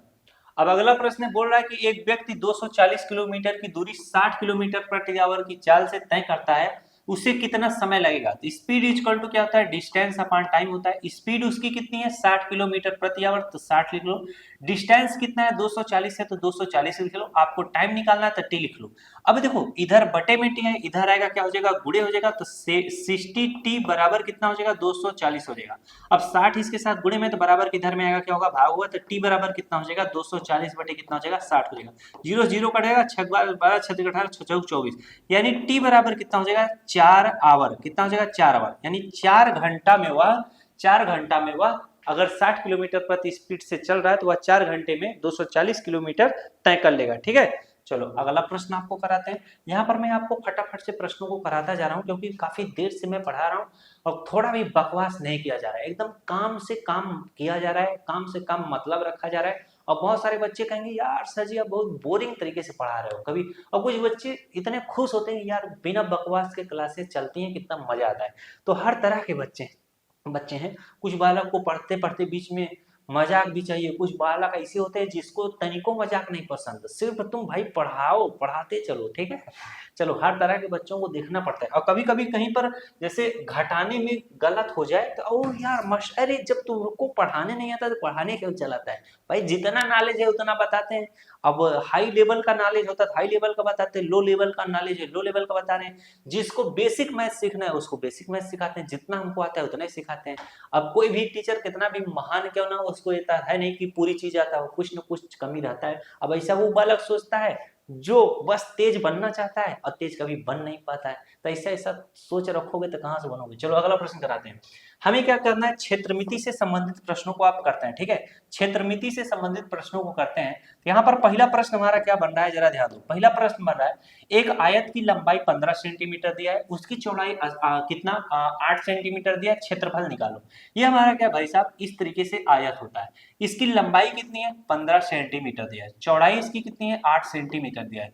इसका हमें क्या करना है, क्षेत्रफल निकालना है। तो आयत का क्षेत्रफल बराबर क्या होता है, लंबाई गुणे क्या होता है, चौड़ाई होता है, ठीक है। इसकी लंबाई कितनी है, 15 सेंटीमीटर है, और चौड़ाई कितनी है, 8 सेंटीमीटर है। तो 15 गुणे 8 को लो, 15 75, 15 96, 15 77, 15 8 कितना हो जाएगा, 15 8 कितना हो जाएगा, 120 हो जाएगा। अब centimetre into centimetre, centimetre square हो जाएगा, ये इसका उत्तर होगा, बस इसमें कुछ है नहीं। अब बोला है कि एक वर्ग की भुजा जो है 12 सेंटीमीटर, परिमाप उसका ज्ञात करना है। क्या होता है, वर्ग इस तरीके से होता है, अरे वर्ग इस तरीके से होता है, इसका लेंथ ब्रेड्थ सब बराबर होता है।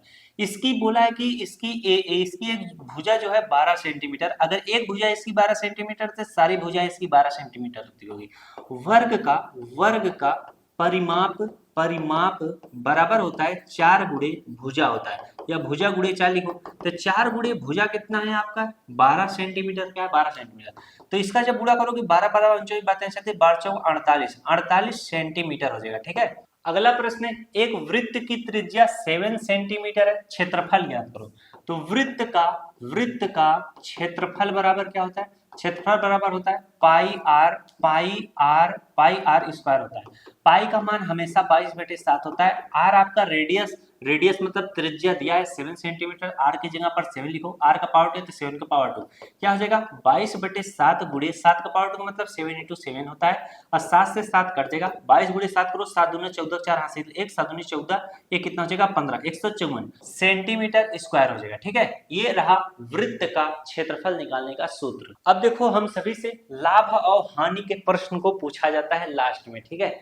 लाभ और हानि के, इसमें लगभग मैंने सारे चैप्टरों से एक दो प्रश्न लिया हुआ है, वो भी एकदम इजी प्रश्न लिया है, लेकिन उसमें फार्मूला से संबंधित है। बच्चे को बस फार्मूला याद रहे तो फिर आप जितना मन जितना कठिन प्रश्न पूछो लगा के निकाल लेगा, ठीक है। अब यहाँ पर बोला है कि एक दुकानदार ने एक साइकिल को 4,500 रुपए में खरीदी, उसे 5,200 रुपए में बेच दिया, तो बोला है कि लाभ निकालो। तो लाभ बराबर क्या होता है, लाभ बराबर होता है विक्रय मूल्य माइनस क्या होता है, क्रय मूल्य होता है। अब वह बेचा कितने को है, बेचा है 5,200 रुपये में, तो 5,000 इस तरह से 200 लिखो। और क्रय मूल्य कितना है, 4,000 कितना है, 500 रुपया है। घटा लो, डबल जीरो पीछे लग जाएगा। इसके बाद यहाँ पर 12 बचेगा, यहाँ पर 5 है तो 7 आ जाएगा, 12 में से 5 घटाओगे 7 आ जाएगा। यहाँ पर 4 में से 4 गया 100, यानी 700 रुपया का उसको क्या हुआ है, लाभ हुआ है। क्या हुआ है, लाभ हुआ है। अब यहाँ पर देखो प्रश्न है, एक वस्तु को 1,200 में खरीदी गई, उसे 1,020 में बेची गई। 1,200 रुपया में खरीदा था और 1,020 में बेच दिया, तो इसको हानि हो जाएगा। तो इसमें हानि प्रतिशत आपको निकालना है। क्या, हानि प्रतिशत निकालना है। तो इसे हानि प्रतिशत या बोलो या प्रतिशत हानि, तो प्रतिशत हानि बराबर होता है, हानि क्या होता है, ये हानि लिखा है, हानि गुणे 100 बटे क्या होता है, क्रय मूल्य होता है, ठीक है। तो हानि कितने का हुआ है, इसको निकालना पड़ेगा। 1,200 में से अगर हम 1,020 घटा देंगे तो हमारा हानि निकल आएगा। तो 1,200 में से हम क्या करेंगे, 1,020 को घटा लेंगे तो 0 आ जाएगा। 10 में से 2 गया कितना आ जाएगा, 8 आ जाएगा। यहाँ पर क्या बचेगा, 1 बचेगा, 1 में से 1 गया 100। 180 रुपया का उससे क्या हुआ है, हानि हुआ है। हानि कैसे निकलता है, विक्रय मूल्य माइनस किए हैं क्रय मूल्य को, ठीक है। अब यहाँ पर देखो हानि हमारा कितना आ चुका है, 180 रुपए का, गुड़े यहाँ पर 100 लिखो। क्रय मूल्य हमारा कितना था, कितने खरीदा था, 1,200 रुपया, 1,200 लिखो। अब 2 जीरो से 2 जीरो कट जाएगा। अब यहाँ पर 12 से 80 को काटोगे तो 6 दूना 12 हो जाएगा, 6 त्रिक 18 हो जाएगा, 0। अब 2 से 30 को काटोगे, 2 15 में 30 हो जाएगा। यानी प्रतिशत हानि निकल कर कितना आ चुका है, आ चुका है 15। यानी 15% का उसे क्या हुआ है, 15% का उसे हानि हुआ है। तो आज के लिए बस इतना ही। इतना प्रश्न आपको बहुत सारे कराए गए हैं। अगर वीडियो अच्छा लगा तो वीडियो को जरूर करना, और आप लोग टाइम टेबल बनाकर मैथ को पढ़ाई करिएगा, हर संडे को जरूर रिवीजन करिएगा। इतना मेहनत आप सभी लोगों के लिए किया गया है। मिलते हैं नेक्स्ट क्लास में। अगर वीडियो अच्छी लगी तो वीडियो को जरूर करना। Thanks for watching.